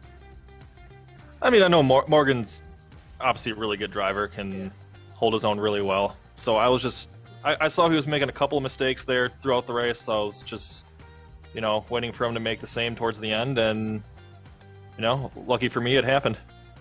Yeah, well, you got to be there to win it, and you got to put it on the fast laps, and that you did. You were just flying, especially in the closing stages of this race, to lock up the victory. So, Caleb, congrats on that. Anybody you want to give a shout out and a thanks to tonight? Certainly, Steve Ray and everybody at Ray Esports who puts these events on. The awesome broadcast crew, who I'm lucky to, race for every week. Alliance Autosport for their support for the series, and of course my teammates at Delta Sport for their support as well. Awesome. Well, congratulations again on that victory night, and we'll see what the rest of the night brings for you. Looking forward to it. All right there, everybody. That is Caleb Patry, your winner tonight in Formula 4. And so what we're going to do, we're going to take a quick little break. Next up is going to be Spec Racer 4 Gen 3. But before we go and take that break, everybody, if you haven't done so already, please go ahead and give us a thumbs up. Go ahead and smash that big thumbs up button on YouTube. And if you haven't done so, please go ahead and subscribe to Apex Racing TV and click on that notification bell so you can find out about all the great virtual motorsports action that we have seemingly around the clock. You can also find us on Twitter, on Instagram, and on Facebook by searching just one word, Apex Racing TV. And so with that, let's take that break. We'll be back here in just a few moments. It's to Summit Point Raceway in Summit Point, West Virginia for race number 2 of the Ray Esports Racing League's Runoffs.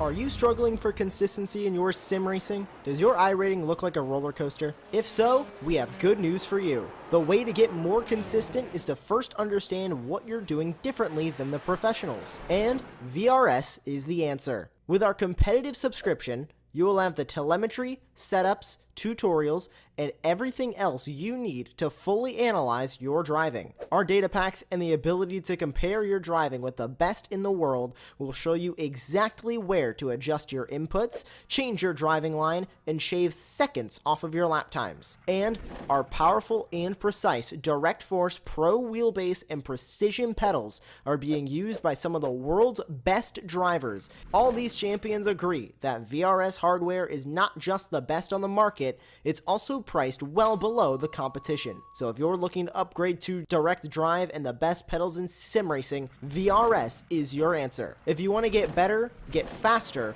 and make it happen sooner rather than later, you owe it to yourself to find out why so many people are switching to VRS. You'll be so glad that you did. Visit www.virtualracingschool.com and learn why the best use VRS.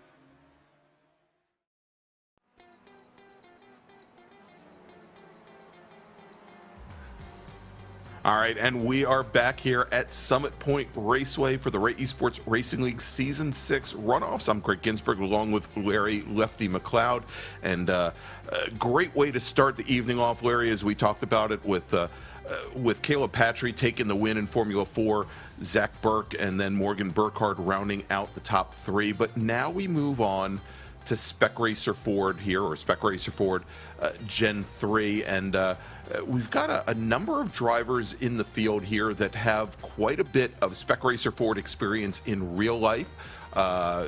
Sitting second in the order right now, as we are, by the way, just about halfway through our 15-minute qualifying session, and there we go as Jamie brings them right up. Josh Justice out of Texas, a Spec Racer Ford driver in real life.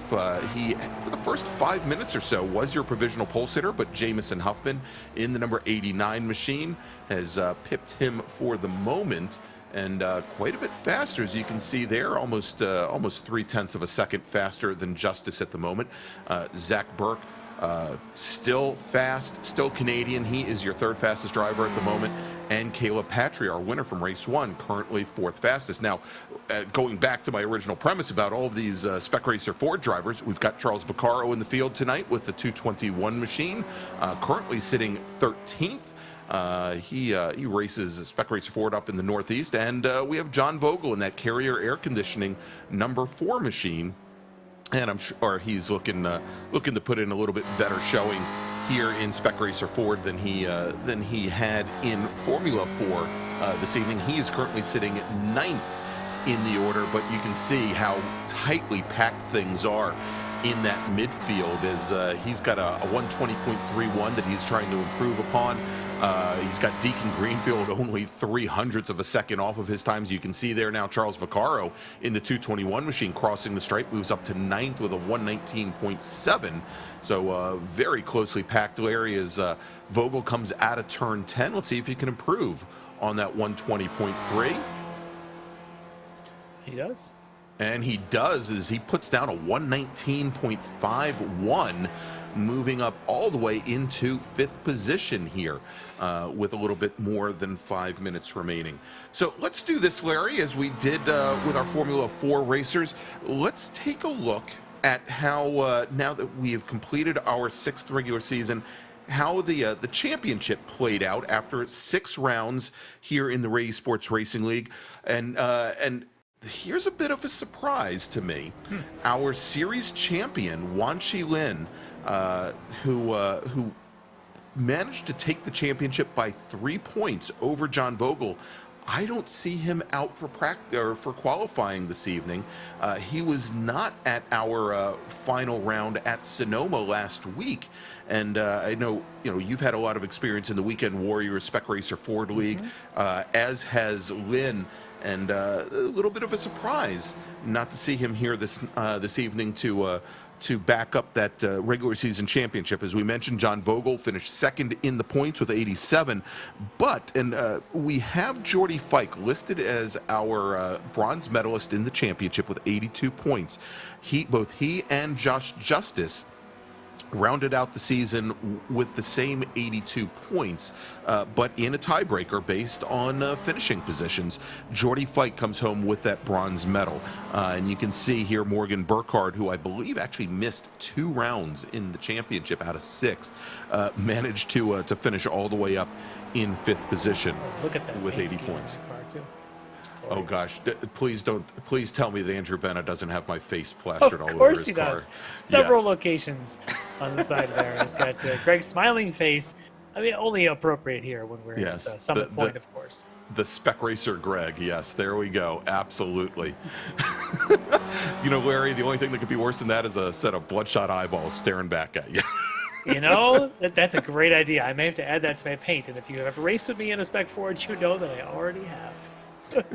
But yes, it's been a while since I've gotten into my Spec Ford, but I do have a lot of fond memories of this, both the earlier Gen 2 version and, of course, this new model, Gen 3. I love these cars, and we were talking about in the IRO4 the tendencies of the car, whether it be tendency to oversteer or understeer, and how you manage that. This car is a lot more tendency to understeer, and you have to kind of force it in to get this thing to oversteer and rotate correctly for you, and then get back on the throttle, hopefully pointing in the right direction. So it does take, to me, a little bit of effort, a little bit of a experience to really get this thing to rotate and to move around like you'd like it to. It's certainly not the Skippy, it's not the Aero 4, it's not a Miata, and you'll see a lot of the drivers that run these all the time get ridiculously fast in these things as their experience climbs. And maybe nowadays some of the drivers getting experience in real life are starting to be able to help their experience by being able to run it here in the sim, because for a long time the old Gen 2 car wasn't exactly the same, but now they're able to do that transfer, because to me it does take a little bit of a special bit of experience and technique to get this thing to be fast. Yeah, and a matter of fact, as we talk about Ray Esports, and I think Caleb mentioned him, Stevie Ray, who is the league administrator and brings us the Ray Esports Racing League each week, and is also the organizer for that Weekend Warriors Spec Racer Ford League. He was actually working very closely with iRacing in order to get the specs for the new Gen 3 version of the Spec Racer Ford onto the platform, and there were a number of his good friends out in Texas that race Spec Racer Fords in real life that were used in the process of testing to ensure that the new car, as it was updated, I think in the spring of 2020, if I remember correctly, was probably 2021. So it's been a little bit over a year. Was much closer to the real life version. Then, as you mentioned, the Gen 2 car was maybe even a little bit more tail happy than the real life version. The Gen 2 version had, I guess, what was modeled after the real life 1.9 liter iron block Ford Escort motor. Had a lot of weight sitting in the back of it, but it seemed to deal with liftoff oversteer maybe a little bit to a bit more of an extreme than the real life thing. They definitely struggle with that oversteer, where this new car is a lot more balanced, but like I mentioned, it still has a bit of an understeer tendency, which makes it really great racing. And that's the one thing about the Spec Ford, is the racing is fantastic because they draft so well. We all know how the nose of the car acts like a puzzle piece to the rear of the car, so they do push draft and they do bump draft very, very well. And these things race side by side very well. And when you watch some of the drivers who are well experienced in these things, they'll just be in packs, whether it's real life or in the sim, just packs 2, 3, 4, 7, 8, 9, just lined up. And I can't wait for some of that here tonight. As I'm looking at qualifying, and 7-10 separates the top 6. Yeah, it is your typical Spec Racer Ford field here, Larry, with the drivers very tightly packed, and for the most part they haven't been working together and drafting and work in packs here in qualifying that most of these times have been set standalone, as the checkered flag is now out on the session. First driver to take the checkered flag will be Greg Mack in the number 2 Esports Racer machine. Great lap for him as he moves from 11th up to 4th position. And now we will watch Charles Vaccaro, who's found himself all the way back in 12th. Let's see if he improves. He does for the time being. He now moves up into 6th position as we're waiting. We still have Josh Justice out on track.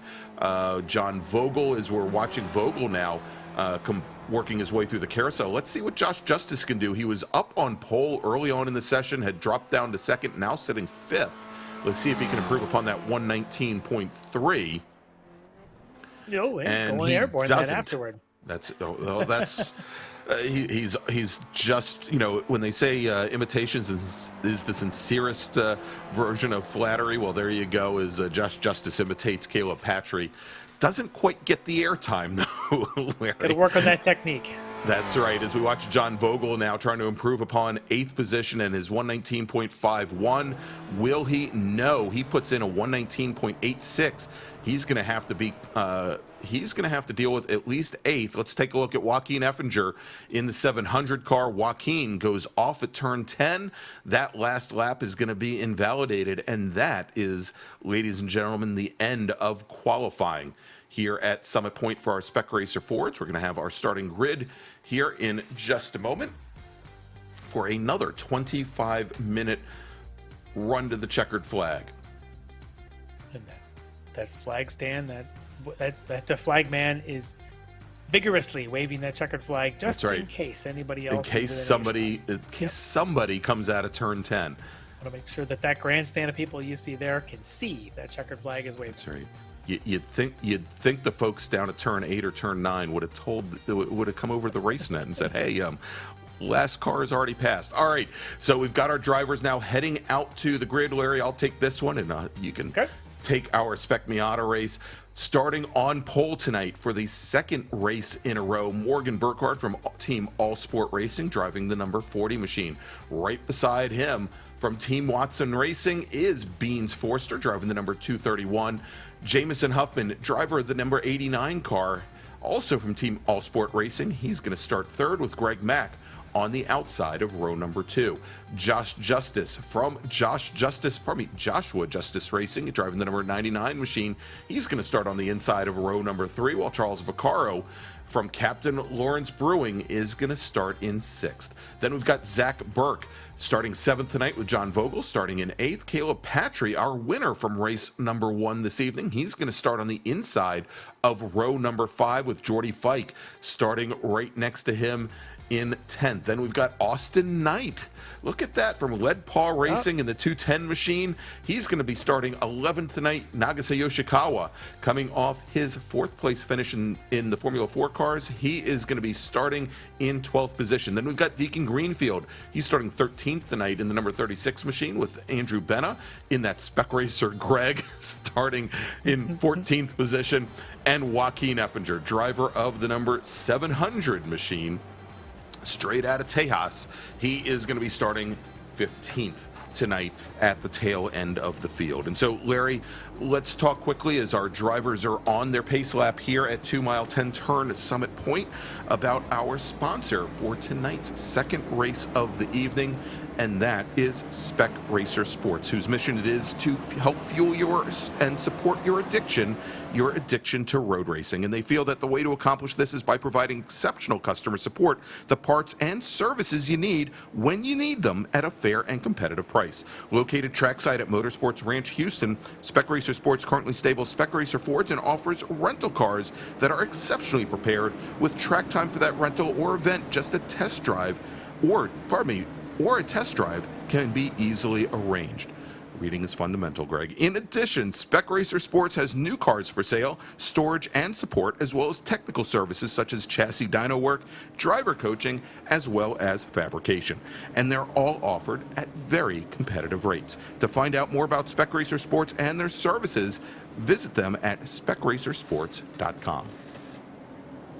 All right, Larry, great view here of our field going through turn 5, the blimp view. Now there is actually a little private airport just to the south of Summit Point, and it's not uncommon to see little Cessnas flying over top of the raceway. I'm sure here Steve on Ray's occasion. private plane has just landed there just in time That's to right. watch this race live. Well, I was going to say Stevie Ray, he works for Southwest Airlines. I mean, there's a chance we may find a 737 landing on the front straight if we're not careful here. All right, so the pace car now has the field coming out of turn 8, heading up the hill and under the bridge here, and we are going to be underway in just a few moments. Again, Morgan Burkhardt is your pole sitter tonight. Beans Forster in the number 231 machine is going to be starting right next to him, and the pace car now on the pit lane as the drivers come out of turn number 10, about 45 miles per hour. And we had a very late green flag in our first race. Let's see here, is our drivers not that well lined up. Everybody trying to get a good view of the start here. As you can see, the starter stand slightly downhill. And again, a late start. There you go. Green flag in the air. Deacon Greenfield jumping all the way to driver's right to try to take that slim little line Look at the push down the from straight. 89. And, yeah, look at that as Jamison Huffman now gets, no! and going around, that's Josh Justice. And Justice gets into, Larry, you're going to be surprised by this, Greg Mack going around in addition to that, Jordy Fike. So both of the Team Esports Racer drivers, yeah, going around on the start as Morgan Burkhardt jumps out to an early lead now over Beans Forster, then Jamison Huffman in that 89 car sitting back in third, and just a little bit back from there, we've got Caleb Patry in the 198 and Zach Burke. But Larry, that is, you know, that bowling for dollars there with Josh Justice and the Team Esports Racer guys. And, you know, we've said it before in other leagues, Greg Mack, if he didn't have bad luck, he wouldn't have any wouldn't have any luck at all. Definitely. Yeah, a lot of bad luck there. It gets kind of cleaned out. None of it his fault, but unfortunate for him, he's almost the back of the pack, but he does actually recover. He's going to continue going. John Vogel got a little bit of damage to his left front, as it looks like he's just carrying a little bit. That's going to hurt his straightaway speed. But up in the front, great start. Burkhardt holding off Forster. But Patry, the start of the night, he's 5 positions up, and we're only on the end of lap 1. So our race 1 winner, he and Zach Burke, who finished second in the first race. They're on the move, these two, currently in 4th and 5th. There you can see them catching this front 3 as they go through turn 1. All right, and as they come through turn 1, starting lap number 2, Beans Forster for the moment takes over the lead from Morgan Burkhardt. Then we've got Huffman, and then, as we mentioned a little bit further back, you can see there Caleb Patry, who's now worked his way clear of Zach Burke. That battle we saw in race number 1, and looks like Patry doesn't want any part of it here as our top 3 drivers head down the hill, dropping a wheel off driver's this left. Never turns out good. No, Jamison Huffman coming. There's no place to hit the brakes. Oh, as Huffman comes down through the grass, just missing our leaders, Burkhardt and Forster. He's going to rejoin now in 5th place. But that had to have been the longest you-know-what moment there as he dropped the wheels just past the apex of 4. Man, there are definitely some soiled pants all over, because first you say it, then you do it. As he came all the way down that left side of track of the grass, I don't know how he didn't hit either Burkhardt or Forster, or Patry and Burke also, who were coming up on him. So great save. Everybody's taking a deep breath, and we're back racing again, as it is a Burkhardt and Patry in the teammates there first and third. Patry trying to catch up to Forster. Forster putting all the pressure on to Burkhardt right now. Lock up there for Patry coming in braking, but he is definitely the mover right now. All right, let's take a look here, Larry. We're going to go back to Huffman's wild ride through the chute here at Summit, and you'll see it starts off early as he drops a wheel before turn-in, and as he makes the run through the grass, and he comes up, and there's the rear end of Forster. Now, the interesting thing here, Larry, is, you know, I talked about how Summit Point was scanned in 2007. Well, in 2006, that berm, driver's left, with all the tire walls going down the hill into turn 5, was pushed back about 25 feet. That if this track had been scanned in 2005, we would have had Jamison Huffman riding off a car. But you know, as it stands now, he is sitting in 5th position here, having only lost only having lost 2 positions and still certainly within this battle, locked in right behind Burke and Patry. I'd hate to see someone writing off a free car in iRacing. Yeah, exactly. And his dad, who I'm also very surprised not racing with us here tonight, I'm sure would have been very upset as well. And that's interesting. If you watch that, Patry actually is the one that starts that by bumping into the back of I believe, Josh Justice, and that creates a bit of that domino effect all the way through. So, yeah, Patry may have actually been the lucky one to not be actually taken out by that, but he may have been the one that started it, as Jordy Fike now is on the move and recovering from his turn 1 incident. There we go. Is Fike and off in the dirt there is Yoshikawa in the number 98 machine, falling back in the 13th, as we just saw Jordy Fike on that recovery run getting around Austin Knight in that yellow and white number 210 Lead Paul Racing machine. As we jump back to the battle, not for the lead, but for third right now, as Zach Burke has managed to get around Caleb Patry in the 198 machine. We've got Jamison Huffman hanging right behind. This is something that Zach could not do in the Formula 4, but he made the move fairly early here around Patry, and we'll see. You know, Patry's been rather aggressive, was very aggressive with Burkhardt in the Formula 4 race. We'll see if they try to work together and get back up to our leaders. I think he may want to, because they're about 1.4, 1.3 behind Forster Burkhardt. It might be in Patry's best interest right now to maybe push instead of fight, depending on where he's able to go by. But then again, maybe the leapfrogs could also be quick. See if he can get a run and see if Burke lets him back in. Doesn't appear he's going to let him do anything tonight, as they do carry over the battle that they waged on in the first race, now here in the second. But these guys, they're going to lose that front too if they don't get along at least a little bit. Meanwhile, Huffman is saying, hey, I may have screwed up about 2 laps ago, but guys, I'm ready to take my position back. I'd like to play through. Yeah, and you see there as Burke, we thought he was just going to let Patry through and maybe follow Patry through 1 and 2, and he made that quick little move to the inside to push Patry down the center of the track. Let's jump over now and take a quick look here. This is Andrew Benna in the number 71 machine, as he's coming down now into turn 1. And late on the brakes, Greg Mack, and it looks like it scared the bejesus out of Andrew Benna there.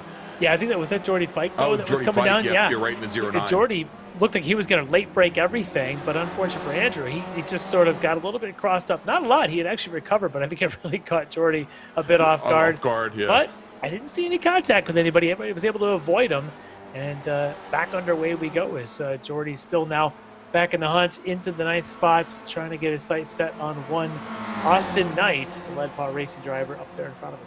All right, and now you can see here Caleb Patry under attack by Zach Burke once again, side by side, going in the 1 as they try that little leapfrog, and you don't see any return there from Patry. Now Patry is going to try and push him. Yeah, this is the good spot to push if you're going to work together, because you really can't make a reasonable pass. So you may as well help the top speed of both drivers, and you got to love the way the nose of a Spec Ford just nestles inside right the tail of the rear of it. Yeah, these things are just absolutely designed and built for bump trap racing. All right, a little further back in the field, back to Jordy Fike in the 09 and Charles Vaccaro. This is the battle for 8th as Vaccaro goes to the gravel on the exit of 3. He's still recovering.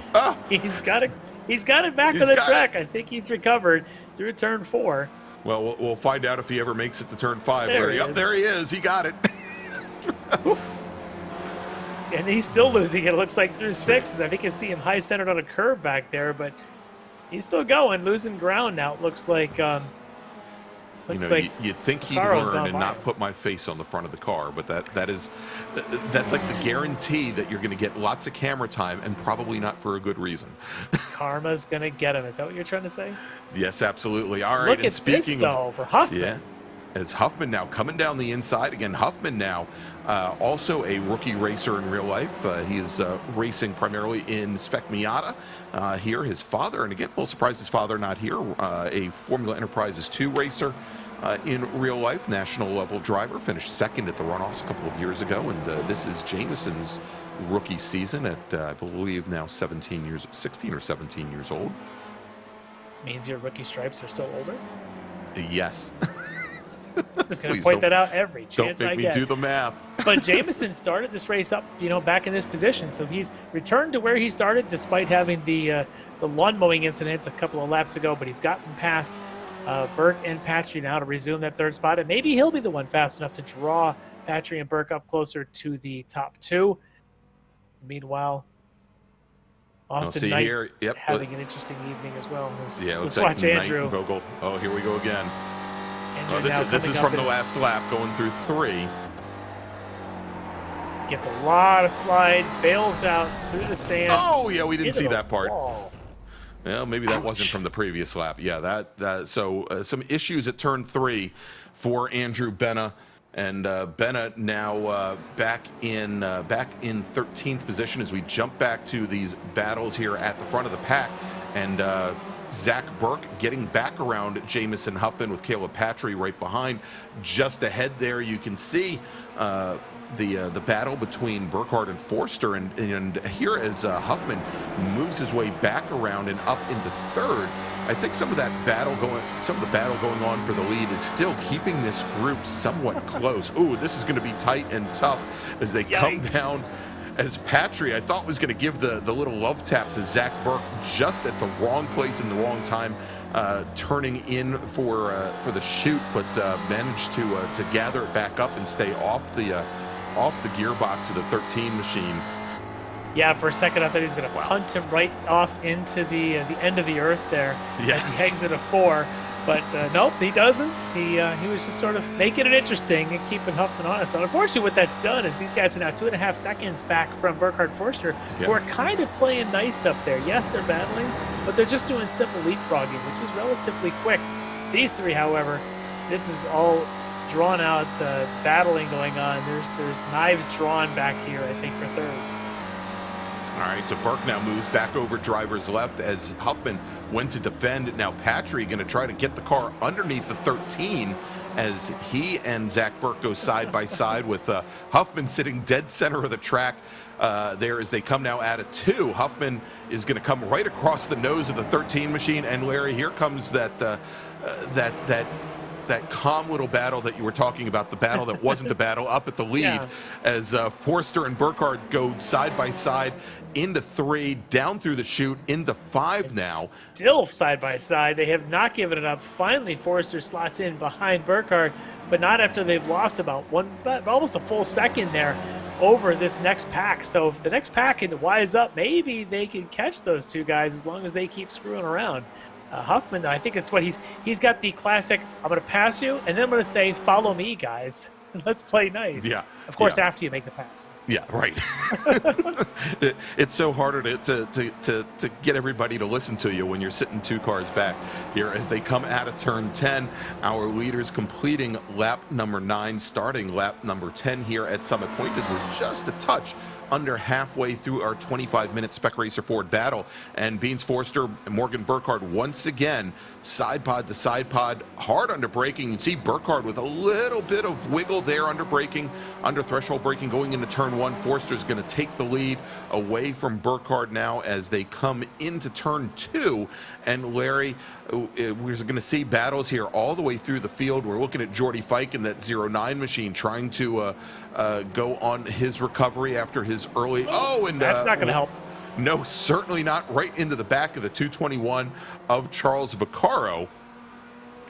Yeah, it gave him just a little bit of a love tap, like, hey, Charlie, I'm still here. Would you like some help getting off of that corner? Here you go. Can I teach you how to carry more speed through turn 1? I think is what he was actually thinking, though. It may not have been what he said, but it was what he was thinking here as Forster and Burkhardt again here side by side going into 6. Burkhardt was trying to make that move, and I think it's a lot harder to do it here in iRacing than it is in real life, but typically going through 6B, the last part of the right-hander before the track makes that quick move to the left, if you can get up alongside the driver's left, you can make it very difficult when the track transitions back to a left-hander.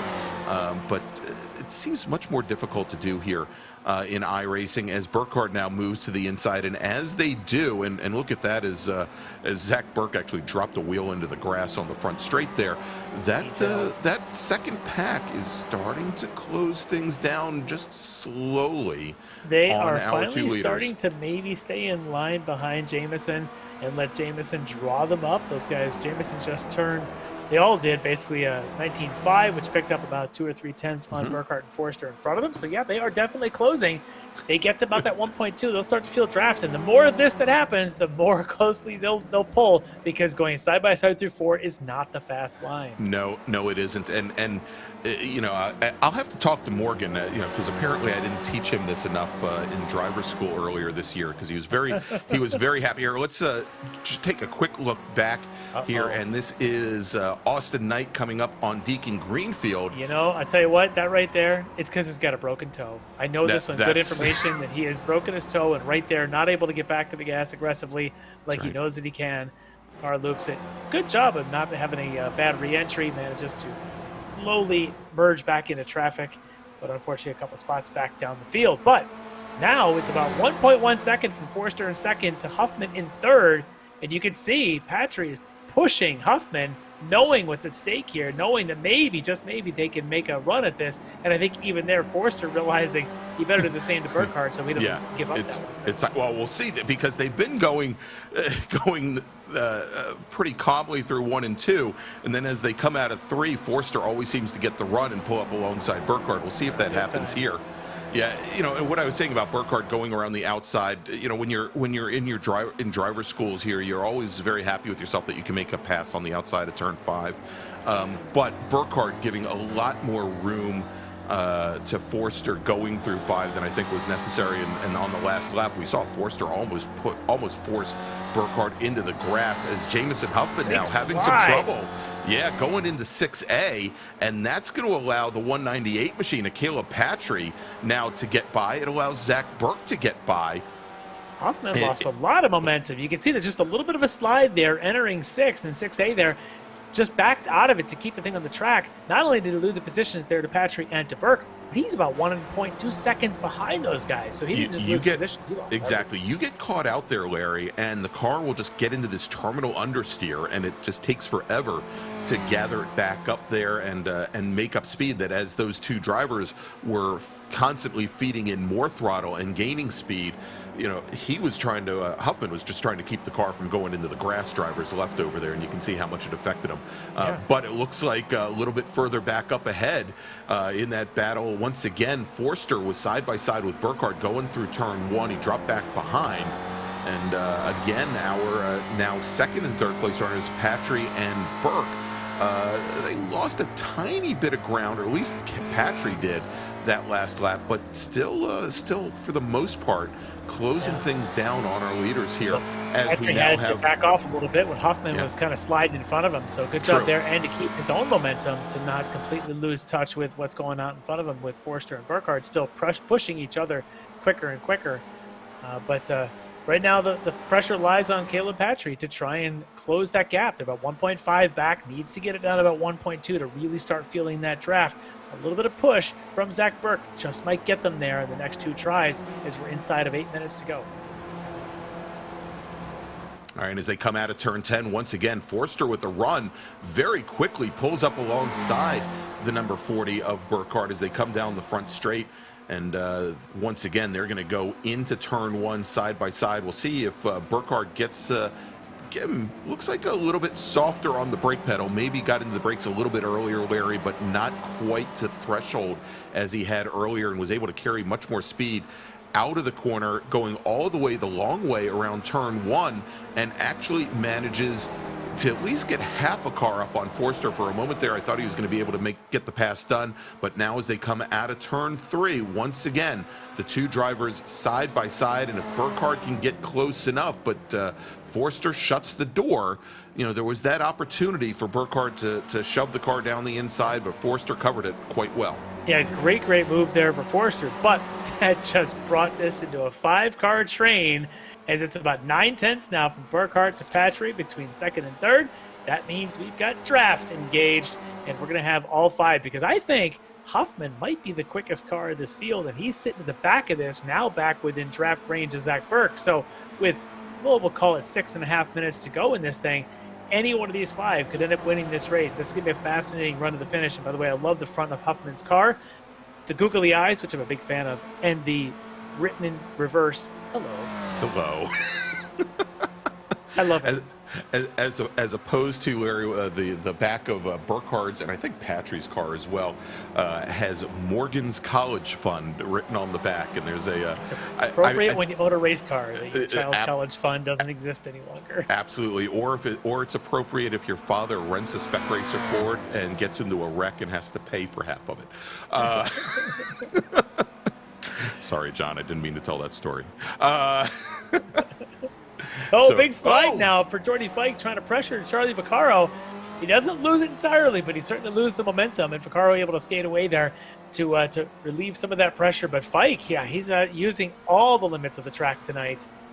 He's been involved in quite a few of these little slips and slides. It's almost like for him it's a rain event. Yeah, exactly. That time maybe he was over anticipating the slowdown from Charlie Vaccaro going into turn 1, and Vaccaro, I think, learning from past mistakes, carried quite a bit of speed to the apex of turn number 1, and perhaps Fike just wasn't ready for it. As we jump back to this battle, still for the lead now with just 5 minutes remaining here in our Spec Racer Ford runoffs from Summit Point Raceway, and it is, as you mentioned now, not a 5-car battle yet, but certainly 4 with Beans Forster, with Morgan Burkhardt. Burkhardt was our pole sitter this evening. Then his teammate Caleb Patry and Zach Burke. Well, let's flash back here to 5 minutes to go in the first race. Your top 3 were Burkhardt, Patry, and Burke, and it ended up in some mix of those final 3 on the podium. Now you just throw in Beans Forster. We get the same 3. Obviously, these guys are well-skilled drivers, but they also have that experience factor of having just done this moments ago in F4s. Now they get to do it again here in Spec Fords.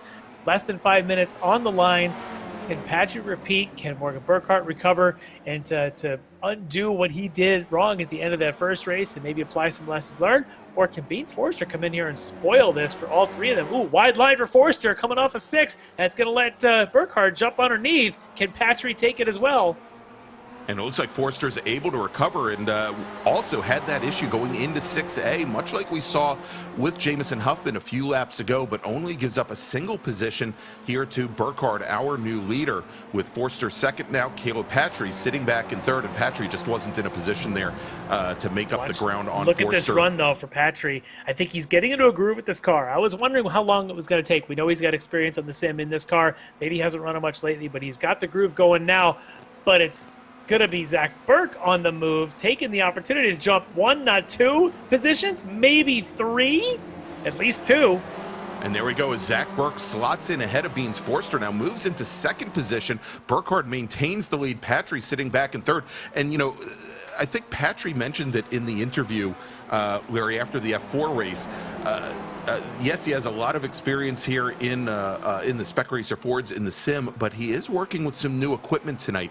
He had been running some Logitech equipment for a number of years in what is a very basic a setup clamped to a desk, and he has a new Fanatec direct drive wheel as well as new pedals that he's contending with. And so all that muscle memory that he has and he's built up over the years here, it is now completely gone, as I think that equipment just got delivered earlier this week. So he's only had a couple days to test it out and get ready. Well, he seemed to do pretty well and adapt. As in the background there, Jamison Huffman just goes sliding out of the picture there, so he's pretty much out of this mix. But the top 4 are all in it. Patry now has to regroup. Gave up the spot there to Burke, and then gives up the spot, not able to take the spot from Forster. Now, as the guy at the trail of this train, can Patry be the one, the aggressor, to make a move here? Or does it continue to be Zach Burke, who's definitely pressuring, but now is Forster to the inside? Almost a 4 wide, almost at least a 3. Now, I've seen 4 wide here at Summit, but it never lasts for more than half a second, and one of those drivers usually ends up going airborne. Yeah. Yes, over at the look at this for over Forster, at Winchester though. Hospital. He's going to take this outside and try to hold it through 3 and stay on the outside of Burke and try to get up on the inside before they get down to turn 4. Patry, though, is going to follow him. Patry might go from 4th to 2nd if his cards play out right here. And Patry's going to come all the way down the inside. He might be able to move all the way into the lead. He can't, though. Forster covers them both, but again, runs a little wide. Let's see if Forster gets a little bit better entry here into 6A than the previous lap. And once again, runs a bit wide, but Caleb Patry, who's now 2nd place, could not do anything with it. He's going to slide in behind the 231 machine, move Burkhardt back into 3rd, and Zach Burke in that black number 13 machine. He is still looking for a way onto the podium. White flag this time by. Notice that Huffman has recovered. Maybe not enough to catch them, but he's certainly going to scare him a little bit. This should be, there it is, white flag in the air. Forster, Patry, Burkhardt, Burke, your top 4 in that order right now. I suspect totally different. We come around 2 miles later. All right, and you see Forster, he moves to the center of track, gets a slightly defensive line now, moving to the inside is going to be Morgan Burkhardt, who has a position on the 231 machine, but the first car into turn 1 is Caleb Patry. He is now your leader for the very first time tonight. Started off in 9th position, and on the very last lap moves into the lead. His teammate Morgan Burkhardt takes a look to the inside. Beans Forster now sitting back in 3rd. Zach Burke still eternally in 4th off the podium, and Jamison Huffman still about 2 seconds back from the lead now as the 2 teammates go side by side down through the chute. Sitting to the inside is Caleb Patry. Morgan Burkhardt to the outside, and contact between Forster and Burkhardt. Forster slots back into 3rd. Caleb Patry still your leader, Larry. Oh boy, now it looks like a bit of tangling going on to the teammates. Take each other out with about 3 quarters to go. So both Patry and Burkhardt are off in the grass on the outside of 6B. Beans Forster now back to the lead. Zach Burke up in the 2nd. Jamison Huffman still about a full 2nd behind, although he's made up a lot of ground with that incident, is sitting in 3rd as they come into the final corner. And Larry, you could not ask for more excitement as it's not over yet. Both Forster and Burke go wide on the final corner in turn 10. Burke almost passes Forster in the grass, can't get it done. Beans Forster is your Season 6 Ray Esports Runoffs champion. Zach Burke, he's going to come home in 2nd. Jamison Huffman finishes in 3rd. Burkhardt and Patry managed to recover. They're going to come in 4th and 5th. Deacon Greenfield, great run for him. He started 13th tonight. He's going to come home in 6th. Then we've got Jordy Fike finishing in 7th. Great recovery run for Fike. Charles Vaccaro is going to finish right behind him in 8th. And coming out of turn 10, left foot gassing and all, Austin Knight in the lead paw racing machine. Make the jump. Oh, spectacular. I'm going to have to give him some about an 8 out of 9 points there on the funky scale. That was there impressive. We go, and he puts the car back on all 4 wheels. And finally, Josh Justice in the number 99 machine. He's going to finish in 10th tonight. Oh wow. My gosh, what a finish. Oh, that was unbelievable. We had 4 cars fighting for the lead. 2 of them don't even make it to the checker, practically end up in 4th and 5th, and Huffman ends up back at a podium, but not before Zach Burke decided to go full aggro to make a run at Forster on the last corner. Forster, though, what a great race, start to finish, takes the victory. And to see Zach Burke there go wide, drivers left coming out of turn 10, almost ended up in the apple orchard behind the trees over there. Another one of Bill Scott's loves at Summit Point. There is your final race finish with Beans Forster. Margin of victory over. We're showing Huffman is coming home in 2nd. I think that was Zach Burke in 2nd, actually 0.17 of a second off the win. Jamison Huffman finishing back in 3rd. Morgan Burkhardt 4th. Then Caleb Patry 5th. Deacon Greenfield, Jordy Fike, Charles Vaccaro, Austin Knight, Josh Justice, your top 10. And so, Larry, I'm taking a look at the green room, and we've got Jamison Huffman and Beans Forster. Why don't we bring in Jamison Huffman, finishing 3rd tonight at the runoffs here at Summit Point. All right, Jamison Huffman, what an entertaining race that was. All the aggro going on, as I've been calling it. You go run wide in turn 4 early in the race, recover, get back up into the mix. I think you were leading at one point, end up off again later, end up on the podium here. Unbelievable race. Tell me a little bit about it from your vantage point. I thought going off at the chute was it. I thought I was going to be hopping in the Miata session early and doing some more practice, but I'm somehow stayed on track after that. I don't know how I got it slowed down, but I didn't even know I was going off because I didn't have any warning signs of being on the grass, and then turned in and it was out towards the tire wall. Yeah, somehow at that point, I think Beans and Morgan were probably glad that you slowed down just enough to slide in behind them, but you managed to keep going. And as the race progressed, you got back up. You had the charge there going with Caleb, and I think at that point with Zach. Were you guys trying to work together, or did eventually maybe a little bit of co-opetition go on? I think it eventually clicked, and we saw that we were catching up a little bit when we were actually working together, not trying to race. So I think we all just had a mutual agreement at some point to try and catch up, and eventually they did, but I was left out until the very end. Well, until the end. In fact, it looked like even coming off a 9 at some point, even still running wide with a couple laps to go. But because of all that fighting up in front and your great pace in the last 2 laps, you pull right even with them. Now it's a 5-car train. But then the 2 teammates tangle. Are you just trying to survive at that point? Do you see them out in front of you sliding off track left? Yeah, it definitely looked like something was going to go down, but that kind of happens with every race because everybody gets really antsy at the end. They all want to take the lead, so they're all trying to get into the spots that they think to win. So it definitely looked like something was going to happen, though, so I was trying to be cautious but also run quick to catch up to them, but I think I overcooked my tires too early in that race. Unbelievable race, though. Be able to come out of that race still with your sheet metal mostly intact and in the 3rd spot on the podium. Jameson Huffman, great race for you. Congrats. Thanks. All right, there you go. Jameson Huffman from Team All Sports Racing finishing 3rd tonight. And let me see if I can get through this technical stuff. There you go. Finishing 3rd tonight here in Spec Racer Ford. Sorry about that, Larry. All right, now let's bring in our winner, our Runoffs champion here for Season 6 in Spec Racer Ford, Beans Forster. Beans Forster, my goodness, what a race. I'll let you tell the story because there's a whole lot to tell. I don't even know what happened. We were just going and going and going, and I was like, let me try some moves, and then tried a little too many, and then everyone was on us.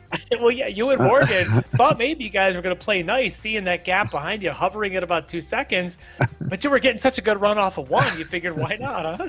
Yeah, and we got a couple good pushes in there, but I had to figure out what I can do to try and get around them on the last lap, hopefully, and tried a little too many.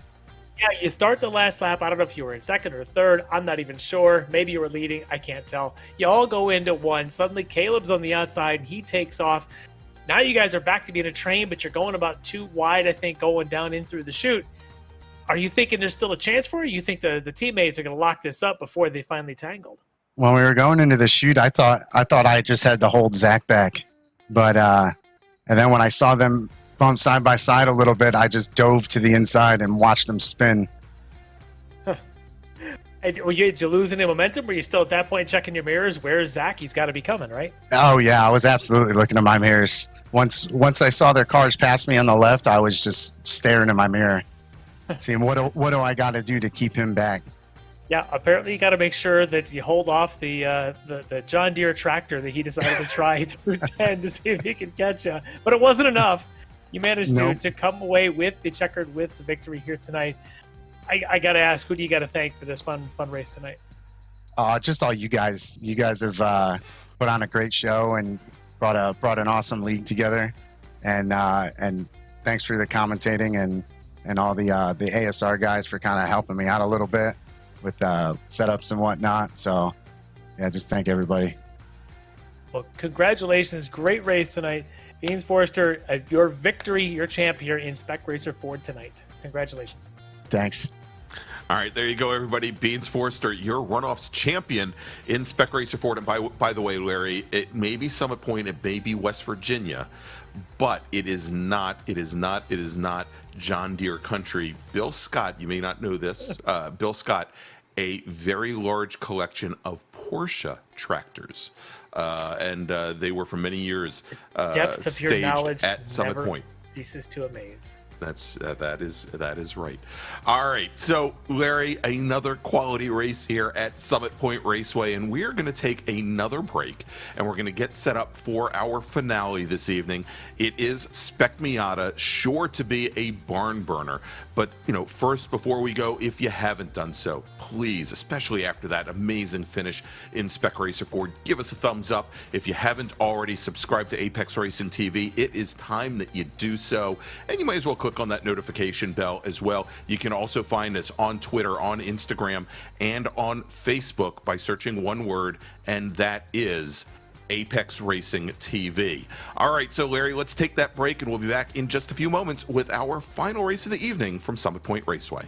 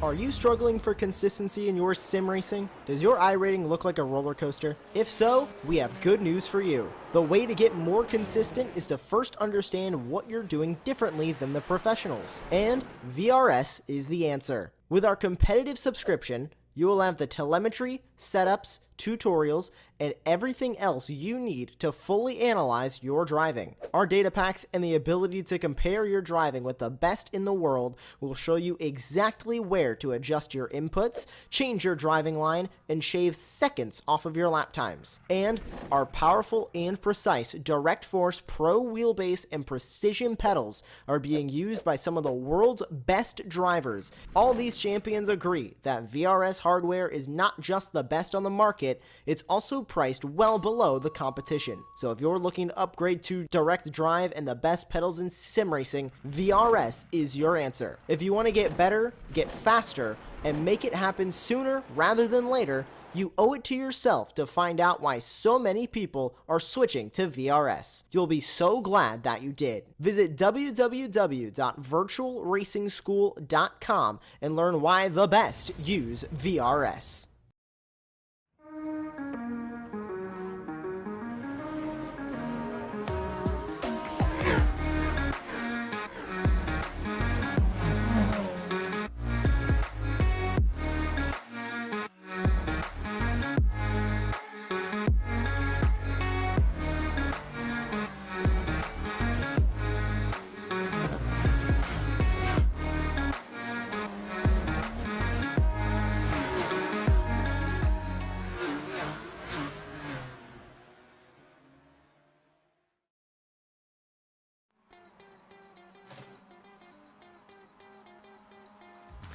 All right, and we are back here at Summit Point Raceway for Season 6 of the Esports Racing League's Runoffs.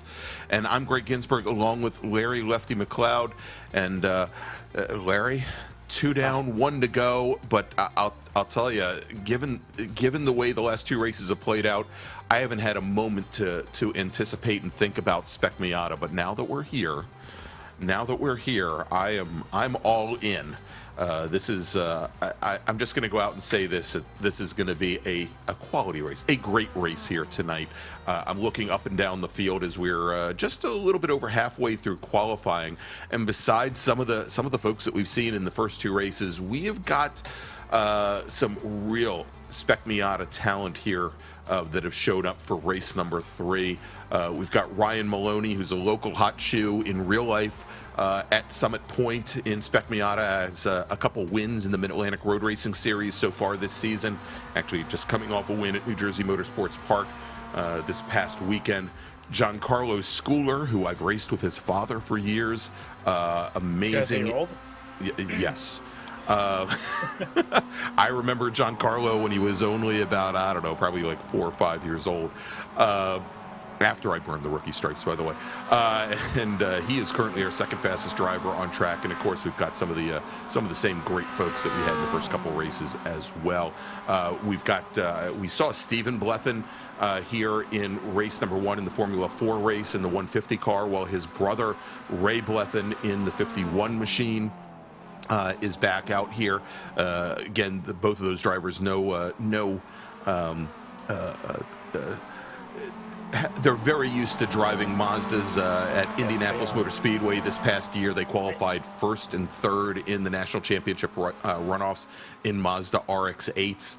And although Steven has not been on the iRacing platform very well, Ray has been racing for years, currently sitting 14th in a very, very deep, large field here in Spec Miata, Larry.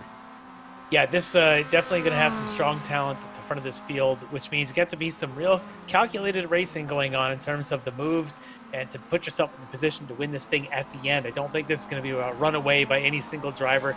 These guys are too good to do that. It's going to probably be a pack of about 4 or 5, very much like the Spec Ford race that we just watched. I would not be surprised if we see the same sort of result here in the Spec Miatas. And of course, we just got to make sure that, we keep our guy in the booth here awake tonight.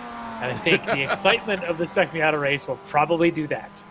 Yeah, we're gonna have to go and pinch Jamie a couple times, I think, before the green flag, before the checkered flag comes out. As we're following right now, Deacon Greenfield. I think I mentioned earlier that I had the pleasure of instructing Deacon at his competition licensing school and running the same livery as his real life RP performance Spec Miata there.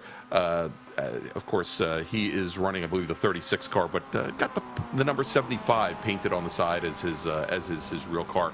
And there is Beans Forster, our winner from Spec Racer Ford, just a few moments ago in that blue and white number 231 machine.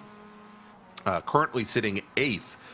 But shouldn't be a big surprise as we take a look at the top of the leaderboard with Caleb Patry, currently your provisional pole sitter with a fast time of a 1:28.76. I tell you what, though, if you talk about Forrester or even Maloney back in 9th, they are 4/10 off of top time right now, just 4/10 covering your top 9. As Mitchell Peak now takes the top spot away from Caleb by a whopping 0.84. So it is tight times, which just means that none of these guys are going to be able to pull away from the rest when this race gets going. All right, so let's do this, Larry, as we now have less than, just about 3 minutes remaining here in qualifying. We've gone over and shown you our regular season champions from Formula 4 and Spec Racer Ford. Now it's time to take a look at Spec Miata. And Morgan Burkhardt, this is the second regular season championship he comes home with this season. He was your Spec Miata champion, 6-point margin over Jordy Fike, who finished in second with 94 points. Caleb Patry came home with the bronze medal in Spec Miata, 88 points, just off and just out of the running for that bronze medal. Both Jamison Huffman and Deacon Greenfield, the 2 Spec Miata rookies this year, 74 points, so they finished tied for 4th, and then in 6th, only 4 points back from there, Wan Chi Lin. And again, Wan Chi Lin known primarily as a Spec Racer Ford expert, but drove very, very well this season in Spec Miata as well. And so going to the top of the leaderboard now, Giancarlo Schooler, as I was speaking, in the 111 machine, now with a provisional time of 120.65. Laying the smack on the field by a whopping 23 thousandths of a second into Mitchell Peak. So, I mean, so amazingly tight. And you look there, only about 600ths of a second back to Caleb Patry now, as we are on board with, it's Giancarlo Schooler right into the back of his teammate. Looks like, I think he got the back of Caleb Patry there. They are, though, you can tell them they're using a lot more of the draft here in qualifying than we had seen in the Spec Racer Ford just in the previous round. These guys starting to understand. Also, these cars do not get faster as the laps grind out, and that's why you can see a lot of this driving off, wrecking the car, getting back to the pits, fresh tires, because these tires are pretty good about lap 1 or 2. Beyond that, they're not so good. So you're going to see a lot of the refreshing here, even with just a minute to go in the session. If you haven't turned your fastest lap, you're probably not going to go any faster at this point. All right, we're watching Tom Pendergrass there coming out of turn 10 in the number 23 machine. Don't think this lap is going to count, as he took probably the most creative line through turn 8 that I have seen in a good 20 years. I didn't see it turn 8. What are you talking about? I just saw him right from 7 all the way to the straightaway. That, and I think he was just trying to give a high five to the corner workers there in the little pagoda. They never get enough love. That's right. As we take a look now, that is the 150 machine of Stephen Blethen, currently sitting down in 21st again, and going a little wide there. Morgan Burkhardt there now in the number 40 machine, and Jamison Huffman. Huffman now going to the top of the leaderboard, puts down a 120.51, drafting off the back of the number 40.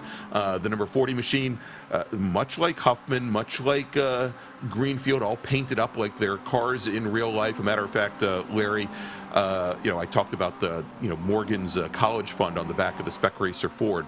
If we get a chance at some point to take a look at the quarter panels on Burkhardt's black number 40 machine, very, very good timing with last week being the 40th anniversary. And God, it scares me when I say this, the 40th anniversary of Fast Times at Ridgemont High.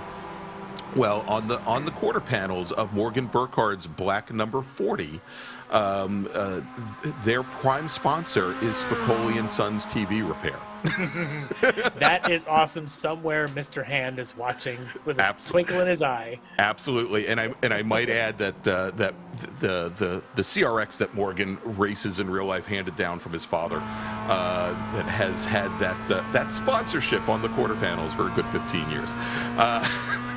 But I thought very apropos and very timely here this evening, as we're on board now with Deacon Greenfield in the number 36 machine. Greenfield currently sitting 11th as he comes out of turn 10, gets a little curbing at the apex there. This is his last final lap, as the 15 minutes has elapsed. And as Greenfield crosses the stripe, we'll see if he improves on 11th. He does not. Not this time. But the field is tight, though. Less Zach than 1 Burke. second, top 10. Yeah, look at that. Zach Burke, who has been so strong in the first 2 races this evening, best he can do is 8th here in qualifying this evening, and still having some challenges through the carousel there. Tom Pendergrass in the 23. Let's take a look as we're on board now with Ray Blethen in the number 51 machine. This will be his last flying lap. Again, both he and his brother Stephen out of the New England region of the SCCA, and great little story. Their father getting his start in racing, getting his competition license at the DC Region School here at Summit Point in the 80s. You were their father's instructor? Yeah, exactly. All right, let's get down to our I was still grid in high school, man. for the third of our run-up races here tonight, the Spec Miata. And on the pole, he was our winner in Spec Racer Ford. He's going to put the Miata on pole here. It's Jamison Huffman on the pole right now alongside Giancarlo Schooler. Be starting second spot on the outside of row 1. Inside of row 2, it is Mitchell Peak from Team Esports Racer alongside our race 1 winner tonight back at the IRO 4. Seems so long ago, Caleb Patry. On row 3 on the inside, he's been in the mix in both the first 2 races here. Morgan Burkhardt on the inside of row 3 alongside Nagisa Yoshikawa up there on row 3. On row 4 on the inside, Ryan Maloney lined up alongside Zach Burke, the Canadian there. On row 5, it's going to be Beans Forrester on the inside, lined up with Jordy Fike. On row 6 of the inside, Deacon Greenfield, and then on the outside, Tom Pendergrass. On row 7 on the inside, Charlie Vaccaro lined up alongside Team Esport Racer Greg Mack. I'm rooting for his first lap success here. Yes. Row 8, Ray Blevin out of the New England region. Along 9, Tom Laurie is going to line up with Josh Justice on the outside there on row 9. On row 10, all New England region, Jeremy Shepard alongside a good buddy, I'm sure, Stephen Blethyn. On row 11 on the inside, Wayne Buttermore alongside Tejas' own Joaquin Effinger. And on row 12, Andrew Benna alongside Sean Hayes. They're on the outside of row 12. And what do they say? If you've got Wayne Buttermore on the field, you're going to have Joaquin Effinger starting within a car or two. Now, Larry, I know years ago, Michael Collins of Meathead Racing was well known for giving bump drafts to the pace car, but we did see Jamison Huffman, perhaps a little antsy tonight, try to give that Porsche 911 a little bit of a push. You can go inside the pace car. It is possible. You will not get penalized. I know. Well, the funny thing is, it actually looked like he lifted up the rear of the car. Maybe after 15 years or so, iRacing has made a small patch there. I don't know. But as our fields making their way down in the turn 5 here on their pace lap, let's quickly talk about our sponsor for our final race of the evening, and that is Grassroots Motorsports Magazine. Built for the true sports car enthusiast, Grassroots Motorsports has one mission: to be your personal guide to the sports car world. Whether it's online at grassrootsmotorsports.com, in print, or in person, the racers and builders, the car nerds at Grassroots Motorsports, take you behind the scenes and show you how to make your car better. Along the way, they'll give you a taste of everything else this hobby has to offer, from 1,000 horsepower track monsters to cool street cars built in driveways. They also maintain a collection of staff-built project cars when they're not burning them to the ground, because hands-on technical articles aren't typed behind the desk, they're scribbled down in the garage. To not only read but become part of the story, scribbled down in the garage. To not only read but become part of the story, head on over to grassrootsmotorsports.com. And so, Larry, the pace car now on the pit lane. Jamison Huffman has the field. Giancarlo Schooler right beside him as they come down the front straight. We've had those really late starts here this evening in races 1 and 2. You can see a lot of the drivers checking up on the brakes, and we start to roll down the hill towards the starter stand. Green flag is in the air, and it looks like Huffman got maybe a tiny little jump on Giancarlo Schooler, but Schooler from the outside lane getting a great push from Caleb Patry and also from Mitchell Peak as they come down into turn 1, and Schooler about a half a car up going down into the corner. He is going to take over the lead from Jamison Huffman. Most of the field still 2 by 2 as Patry falls back behind Mitchell Peak. Morgan Burkhardt now sliding in ahead of Caleb Patry. Actually, he and Patry are side by side coming into turn 3. The black CRX going for a wild ride through the gravel trap, but you know what? Oh, and going for, talking about a wild ride, that is that Caleb Patry? That's Blethyn. Oh, that is, yep, you're right. I'm sorry. That is Stephen Blethyn in the 150 car, heading off. It looks like he may have avoided the wall there, driver's left. As we jump back to this battle for the lead, we've got Caleb Patry now sitting back in 5th position. He's got Morgan Burkhardt right ahead of him in the black car. But as we take a look as the field filters their way through, now finally all in a line, Larry, as our leaders come through turn 10. Giancarlo Schooler leading our pole sitter, Jamison Huffman, onto the front straight with Mitchell Peak very close behind. They all move all the way drivers right already, and we saw this in the Spec Racer Fords. It's good to be defensive when you got to draft this heavy, Larry, coming into 1. Yeah, Schooler did a good job. Oh, they're going to touch. Oh, they do touch, but they sort it out maybe for the moment, as Peak had to back off a little bit. Now Burkhardt up underneath the back of him. That could have been a lot uglier than it was between Huffman and Schooler there. There's a couple little door dings happening under the braking zone there. These cars do not like to brake in the solid, most straightest of lines. And I think we just found out there exactly how squirrely it can get, with Peak and Burkhardt having to check up a little bit to avoid the bigger incident. But look at these guys come plummeting now down into 5, still in quite a train. All right, and here we go now, side by side, coming into turn 5 on the outside. Morgan Burkhardt trying to get around Mitchell Peak, can't get that done, had to go the long way around, but we see here just a little bit further back, it looks like the 90, was that the, I'm sorry, it's a 198 machine taking a ton of curb. They're going through turn 6A as these drivers, I think, are still trying to get a little bit of heat in the tires. Running wide, though, Tom Pendergrass. That's the first time we've seen Pendergrass actually get to the apex of turn number 8. And actually get to the grass. Yeah. Well, he's been getting to the grass, just always the grass on the inside of turn 8, not on the outside of turn 8. All right, little further back in the field, we've got Andrew Benna and Justin Huffman. Now, Justin in the 223 machine. That is Jamison's father, I think I alluded to earlier. Justin, a RE2. Oh, and contact big pile up between Zach Burke and Jamison Huffman. And Huffman is off driver's left. Burke has managed to continue. Mitchell, actually it was Peak, I believe, that got into Huffman. Peak now drops back into 4th position. Then Beans Forster, then Jordy Fike. But Jamison Huffman now in the number 89 car, he falls all the way back into 17th position as he's trying to find his way back up through the field, and he's got a long way to go as he and Charles Vaccaro now trying to navigate the corner. But Huffman's now right behind his teammate, both in the virtual world and in the real world. Deacon Greenfield, the two of them will team up and try to work their way back up through the field. Wow, that got a little hairy. Let's check this replay. As they all come down into one. You can see Huffman now on the outside, Guler on the inside. And again, this time it's looks like that's Peak that gets into him, spins him, tries to straighten him. That doesn't help. The 15 gets in the side of there, and I want to say that was Maloney. That was got Ryan tangled Maloney up in the there 15. as well. Yeah, and so. I don't know what Mitchell Peak in the 56 car there could have done. He was pinned all the way to the inside, and it looked as though the 89 car just tried to come all the way down to the apex from as far driver's left as you could be, and we saw what happened there as we go back and look a little bit further through the field there as we've got Greenfield, Huffman, and Vaccaro. They are right on the rear of Tom Laurie in the purple 260 car, as well as Josh Justice. But most of this field, Larry, still fairly well packed up. You can see here top 9, our lead pack of 9 going down into turn 5. Very typical Spec Miata race, as you've called your share of them. Typically, you get these packs of 8 and 9 that just don't quite sort themselves out.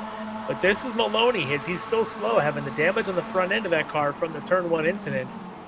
And trying to maybe just stay out of the way, and it just takes to the exit road to do it. Yeah, it takes the pump house road, and he is now on the pit lane, and we'll see if he can get that car repaired with only a 25-minute race. Effectively, Ryan Maloney's day is done. All right, so our leaders now coming out of turn 10 to complete lap number 4. Giancarlo Schooler, Caleb Patry, who has worked his way from 4th up to 2nd. Morgan Burkhardt now sitting in 3rd. Yoshikawa 4th. Zach Burke. And now we've got Patry moving drivers left. And look at Burkhardt trying to figure out which lane he should pick there with Patry having some connectivity issues there. That's not the first time we saw him blink in and out so far this evening. And that's awfully disturbing in tight racing when the car next to you suddenly disappears and reappears. Now, if you are the blinking car, everyone else disappears, and you're like, hey, where'd everybody go?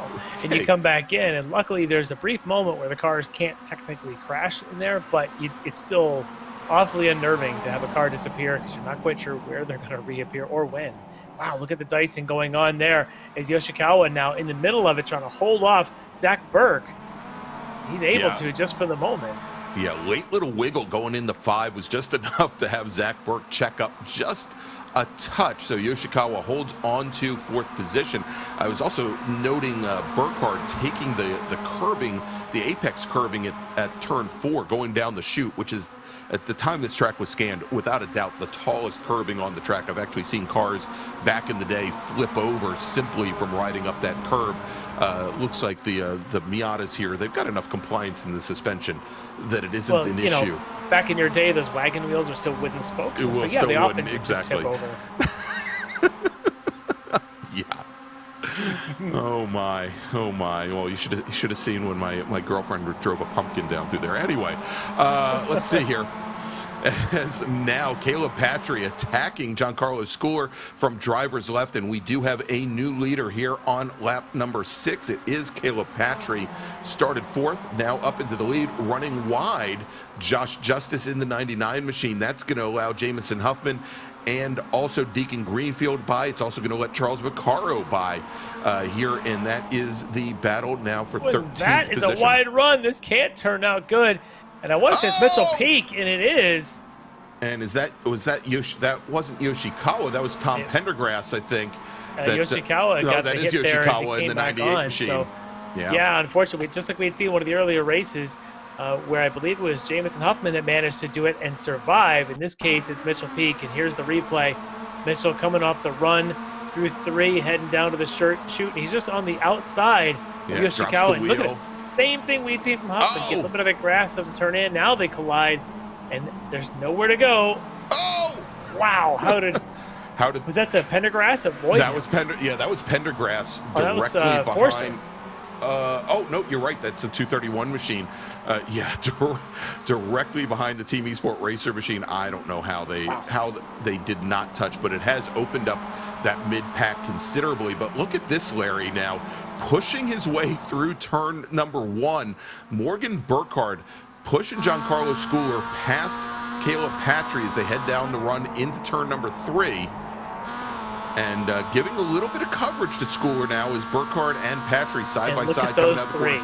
Look at those 3. We've seen them tonight already. Burkhardt, Patry, and Burke, all 3 of them now fighting for second. And they seem to have been about 1 car width apart for the last 2 hours, it seems. Yeah, exactly.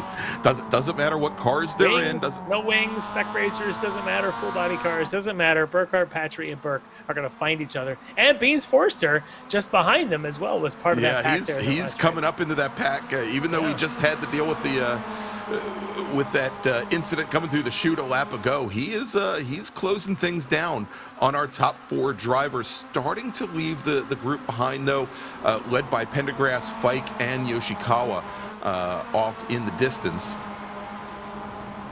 There's Pendergrass, probably about to get himself a push from Jordy Fike, or perhaps take a pass by Jordy Fike. Jordy gonna do a little bit of pushing. Yeah, looks like Fike's gonna sit in and settle in behind the 23 of Pendergrass as they come down in the 1. And look at this, 2 by 2. Oh my God, it's like Noah's Ark here or something going down through turn number 2. And Beans Forster's got to love it because he's like, go ahead, guys. Please. Just like last race, go ahead and slow down for me. I'll catch up. Don't you all worry about it. And they're going to maintain the 2x2, especially Schooler and Burke as they go down in through 3, finally straighten it out. And so Morgan Burkhardt is your new leader. Zach Burke slots into 2nd. Schooler drops from the lead back into 3rd. Then we've got Caleb Patry, and there you go, right on the back of Caleb Patry is now Beans Forster. It is a 5-car battle for the lead as we jump a little bit further back to the field. Here we've got, as we can see, behind Deacon Greenfield, we've got Tom Laurie and in the purple machine, the 260 car, and Charles Vaccaro.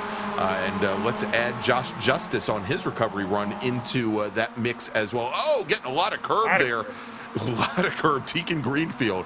Or actually, was that? Yeah, that Justice, was Greenfield. Wasn't it? Yeah, I think it was Josh Justice who clipped that curbing there coming out of 6. Didn't seem to lose too much. I'm sure, though, if that were a real car, he would have just put a nice little dent on the underside. Yes. All right, and here we go. Can't put a piece of paper between all 5 of these guys. As Giancarlo Schooler trying to give a little push to Morgan Burkhardt to keep him up in the lead, but Zach Burke and Burkhardt are going to go down into turn 1 once again side by side, with Zach Burke having to take the long way around. But as we're seeing here, Larry, if you can get in and carry that speed, don't overbrake in the 1, you can actually make the pass work coming out of 2, going into 3, as Zach Burke has just done. He is your new leader. Drop Morgan Burkhardt back into 2nd with Schooler, Patry, and Forster very close behind. But as we're starting to see all of the and a little bit of a tap on Burkhardt from Schooler going into 5, but as we're starting to see this battling up at the front, what was a 5-car battle, Larry, quickly to be 7. Yeah, it's going to be, we've got Pendergrass and Fike. Pendergrass doing a much better job keeping the car on the pavement of late, and I'm sure I just ruined it with the spectator or with the spectator curse. Look at that, right on There you cue. go, with the announcer's curse. As Tom. Well, Sorry, Thomas. You can file all complaints to Greg@Ginsburg.com. That's it. Yeah, just send it my way. But he manages to hold on to the position for now over Jordy Fike, but it is somewhat halted their run up towards that lead pack as we watch now coming down the front straight once again. Burkhardt to the inside again. A little bit of a tap from Giancarlo Schooler. Gets Burkhardt a little bit loose there, but it looks like Burkhardt is clear coming down into one. We'll see if he slots over just a little bit to hold off Zach Burke, but if he does, it might open the door for Giancarlo Schooler. But for the moment, Burkhardt has control of this race. Zach Burke is going to hold off Schooler for second. Control is a awfully aggressive word, I think, for this situation. I don't think anyone's in control of anything, let alone the race themselves. Right now, Everything they're just is fine. fighting. Everything is fine. Yeah, as if the checkered flag's around the next corner, every single corner is what these guys are doing. It's great to watch, but this could end in tears at some point. But I can tell you what, we keep watching that battle now of Fike and Pendergrass. Fike able to get his way around, and he's going to see if he can get his eyes set on the back of Beans Forster there in the 5th spot and pull that train together. Meanwhile, Andrew and company back here in the 17th, 16th, and 15th battle. Yeah, and I think just ahead of there, we had seen there he is, Deacon Greenfield, taking a little bit of grass coming out of turn 5. Or I'm sorry, actually, I guess that was Josh. One of these days, I'm going to stop mixing up Greenfield and Josh Justice. That was actually Justice having a little bit of a trouble down in the carousel. Burkhardt now, your leader, going all the way driver's left. Realizes he's got the center lane, though, and enough clearance on Giancarlo Schooler to take that traditional entry from all the way driver's left into turn number 1. And look at that, Larry. Look at how much ground he's opened up just in one corner as Schooler and Patry now have locked down in that battle for second. Oh, in contact between Burkhardt Zach run Burke. wide. Oh my God! And how many times has Burkhardt had issues at turn 3 tonight? Oh, not his favorite corner tonight by any stretch. And so the lead that he had built up, well, 2 corners later, it is gone. And it looks like he's still trying to get some of the grass off the tires there as he runs a little wide coming out of turn 5, has trouble gathering things back up, now going through the carousel. And Jordy Fike has officially made this a 6-car train, and if official needs to be within 1 second, Pendergrass is pretty much there as well to make this a 7-car train. All right, as they come under the bridge now, we are now 15 minutes into this 25-minute race, 10 minutes remaining here in our last race of the evening from Summit Point Raceway in the Season 6 runoffs of the Ray Esports Racing League. Let's see if anybody can get a run on Burkhardt. Patry looks like he's going to maybe get a little bit dicey, maybe pop out. He does not. Everybody stays in line this time, but look at Burke into the back of Schooler.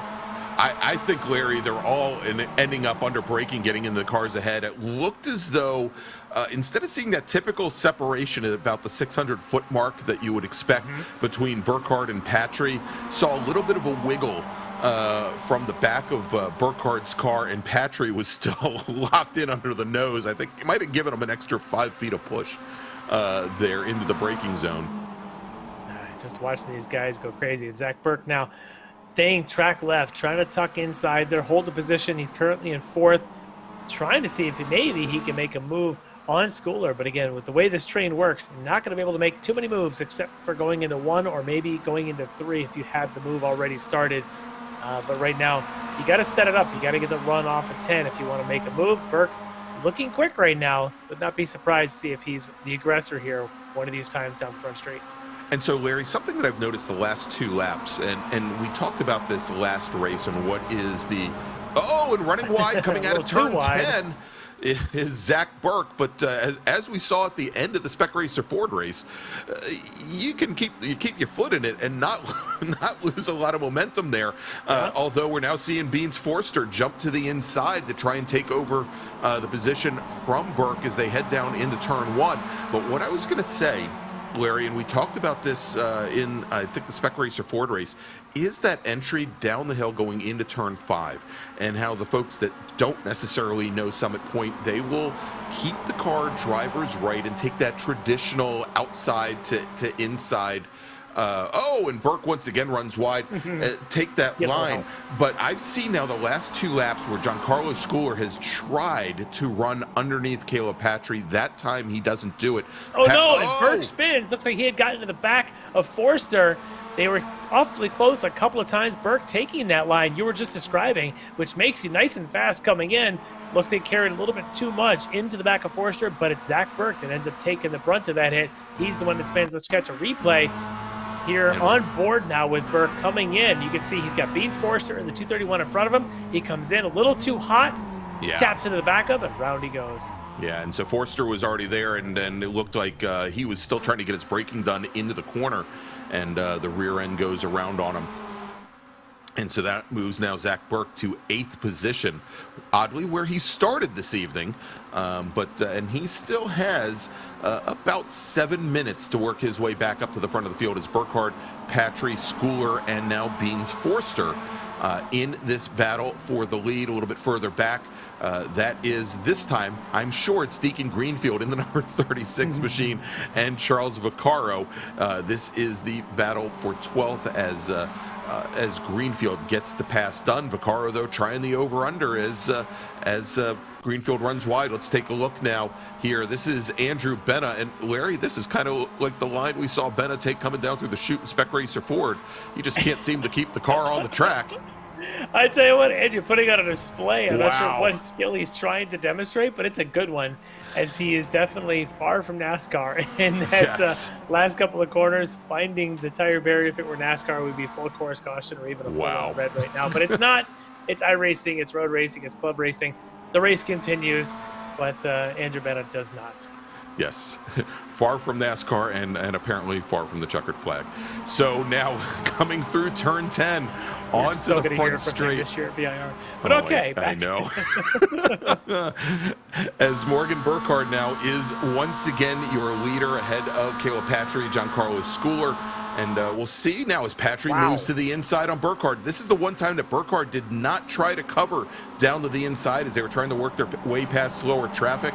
And a little bit of a tap there from Burkhardt into the right, or into the left rear, pardon me, of Giancarlo Schooler. But Caleb Patry now takes the point. Patry looked like Schooler might have helped him a little bit down the front straight to assist that pass. And Schooler, being all the wise one there, follows Patry through, gets around Forster. So now those two jump from the back row there into the lead row with Patry and Schooler.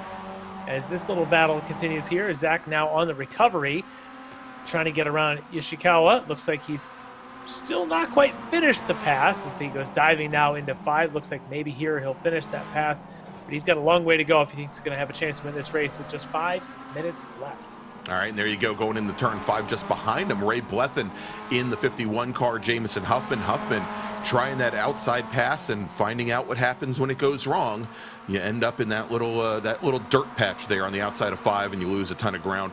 So Ray Blethen now up into 10th position, having picked up 5 positions here so far this evening, and move Jamison Huffman, now your pole sitter this evening, down into 11th. Not the race he wanted as we jump back to the lead. Qualifying in this race? I thought we just sort of free-for-all lined them up and off they went, because at this point, you look at who's up in the lead now. Yeah, it's some guys that started near there, where Schooler started on the outside of row 1, but Forster and Bike, Pendergrass, they're sitting back there at 4, 5, 6. They started this race down at about 9th, 10th, 9th and 10th. Yeah, exactly. All right, so it's Patry and once again Giancarlo Schooler underbraking into turn 3. No, he's going to get some help. Fortunately, from Schooler, spinning Patry, but gets clobbered. Oh, goodness. And as Patry comes back across the track, he comes right across the path of, I think that was Mitchell Peak, actually, in the 56 car that got a whole bunch of the door of the 198 machine. Yeah, that was an intense collision. All started with what was, innocently enough, just a little bit of a nudge into the back, spinning Patry around, leaving Patry in a very difficult position. Unfortunately, his night appears to be done, but Zach Burke still on the recovery, up to 5th now, just a couple seconds back out of 4th. Top 3 seem to have pulled away, but Zach still has a chance to salvage a 4th place here with just about 3 minutes to go. All right, hey Jamie, can we maybe get a replay on that incident, turn 3, and we'll see exactly what happened here. Yeah, I think we had a pretty good view of it overhead as it happened, but as Giancarlo Schooler and Caleb Patry came through turn 3, as you can see, Schooler to the outside, driver's left, and as Patry turns in and starts the track back out, comes just across the nose of Giancarlo Schooler, and that's just enough when the car's all loaded up. And then you see the after effect there as Jordy Fike in the 09, or probably Mitchell Peak in the 56 machine, and the 198 car get together. Oh, that is Fike, in fact. Yeah, teammates, of course, there, but yeah, he's the one. Because I'm looking at Mitchell Peak, he's been out of this race for a couple of minutes already in the pit, so rough night for that team. But yep, you can see it here. Nowhere to go except in the side of Caleb Patry. Oh, that's painful. That's painful to watch. Knowing that it's virtual, it's still painful to watch. It's okay. He's wearing his virtual Hans device. He's safe. He's okay. His head didn't go through the windshield. As we jump back to our leaders, and what was a 7-car battle for the lead, Larry, is now a 3-car battle. Set in for sure. 2 laps to go, we're going to call it, as these guys are running about a minute 20 apiece. I'm suspecting we'll pretty much hit 2. Be surprised to see a 3rd, as Burkhardt, Forster, Schooler in some order. Why not? Let's make it a parade. 3 wide. 3 wide. Burkhardt's the meat in the sandwich going into turn 1. Schooler retakes the lead, but Burkhardt is going to try to come underneath Schooler, as now we've got Beans Forster held up just a little bit behind the 111 car. Schooler now finally trying to get those windshield wipers to clear all the dirt off the windshield, as they now go through once again door to door through turn 3, with Burkhardt jumping back to the lead. Forster, for a moment, looked like he had a run on the 111 car coming down the hill. He's going to slot back into 3rd as they go into turn 5. Oh, yeah. This next lap and a half is going to be all the 3 wides. You could imagine. See Burkhardt, Schooler, Forster. We'll see who can come out on top, as Burkhardt's been involved in every finish of every race so far. Not able to take any gold medals yet. Forster has one already there in the last race. Schooler seems to be the fast guy in this group, but he's going to have to make a pass to make it stick and to win this race. Next time by should be white flag. There we go, as 30 seconds remain on the clock, and they come into turn 10. When they come onto the front straight at the starter stand, they will see that white flag in the air. And indeed, you can't see it here, but I take my word for it, it's there as they come on. You know what else is there? You know what else is there? 3 wide. 3 that wide. also is what's there. And no, we're not. Forster's going to stick in behind and maybe try and get a run off of 1 and try to head up to 3 and try to take this maybe a 3 wide between 2 and 3 here. Forster's going to try and get the run, but it's Schooler and Burkhardt holding up the front line right now. But we saw this in the Spec Ford race. This is not over by a long shot. No, it is not. As Schooler has preferred line going into turn 3, but as they come out, Burkhardt is going to have position coming through the gravel trap there, cuts across the nose of the 111 machine. Beans Forster now slots into 2nd position. Burkhardt's going to leave the door open for Forster. Forster does not take it, however. He's going to stick right back behind Burkhardt, and Schooler for a moment there. I think he had designs on going down the inside, did not get it done a little bit further back in the field. This is Huffman and Blethen in the battle for 7th position, as with perhaps the most loose car out there, the 89 machine of Jamison Huffman having issues. But let's jump back to the lead. One more corner to go. Can Forster go back to back? Can he get around Burkhardt in the last corner? Is he going to get a bit of a push from Schooler? It wouldn't be the first time out of a corner getting a push. There we go. As they come across, Burkhardt now cuts all the way across driver's right. And as they race to the line, Morgan Burkhardt, our regular season champion, our runoffs champion in Spec Miata. Beans Forster is going to come home in 2nd. Giancarlo Schooler takes the 3rd step on the podium. Zach Burke works his way back up in the 5th position, right behind Tom Pendergrass. Great run for the number 23 machine, finishing in 4th. Greg Mack finishes in 6th. Jamison Huffman in the 89 car, our pole sitter tonight, finishes in 7th place. He got around Ray Blethen, who finishes in 8th. Deacon Greenfield finishes in 9th. And Nagase Yoshikawa rounds out the top 10 this evening, Larry. Wow. Breathe. Unbelievable race. Again, the top 3 just door to door, nose to tail across the finish. 191 separating the top 3 after 26 minutes of racing. Unbelievable race. Oh, I can't wait to talk to these guys. This is a lot of fun. Yes. 3 races, 3 spectacular finishes. What a night. And that might be didn't have the height, didn't have the airtime there for Joaquin Effinger, but that might have been the bounce of the night. And I told you Joaquin Effinger and Wayne Buttermore are always together on track.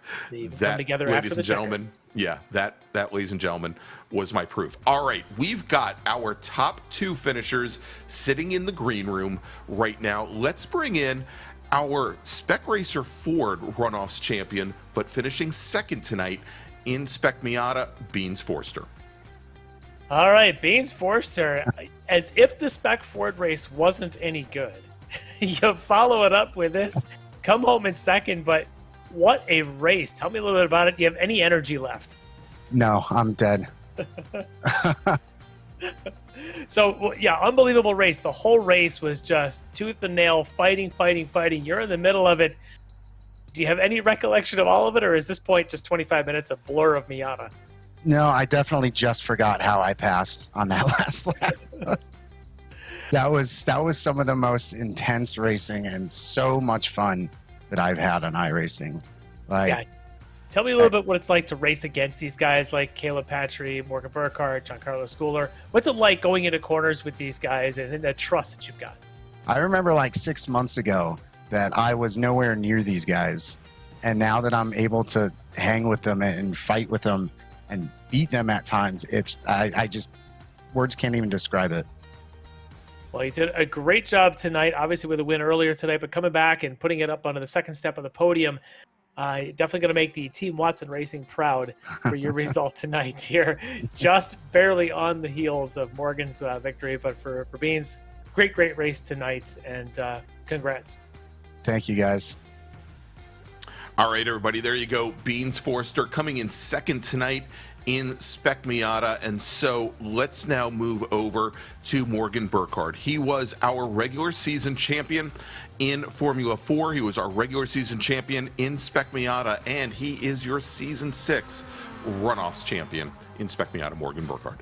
Morgan, you've had one heck of an ups and downs kind of night, but you ended on the high note, taking the victory in the Spec Miata race. Tell me a little bit about, if you want to talk about all 3 races, that's fine too. Well, I guess I'll start off with the surface a little bit.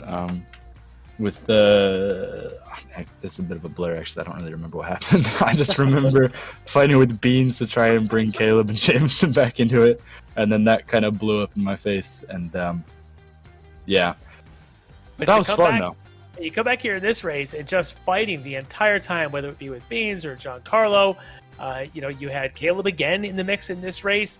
But boy, at what point is it just get to the checker, because you just don't know it? You got so many great drivers. You guys are just door to door the whole time.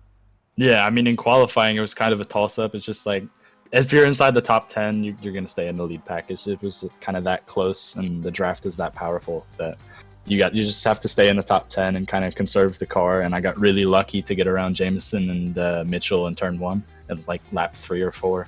And then after that, it was kind of try and stick towards the front of the pack and keep my nose clean, and then ended up towards the front of in the lead in the end. So you go down on the white flag lap. You're coming down into 1. I think Beans decided to stick in behind you guys, but you and Giancarlo are still side by side. Had you seen enough to know where you wanted to be, or is that point where you were is where you were?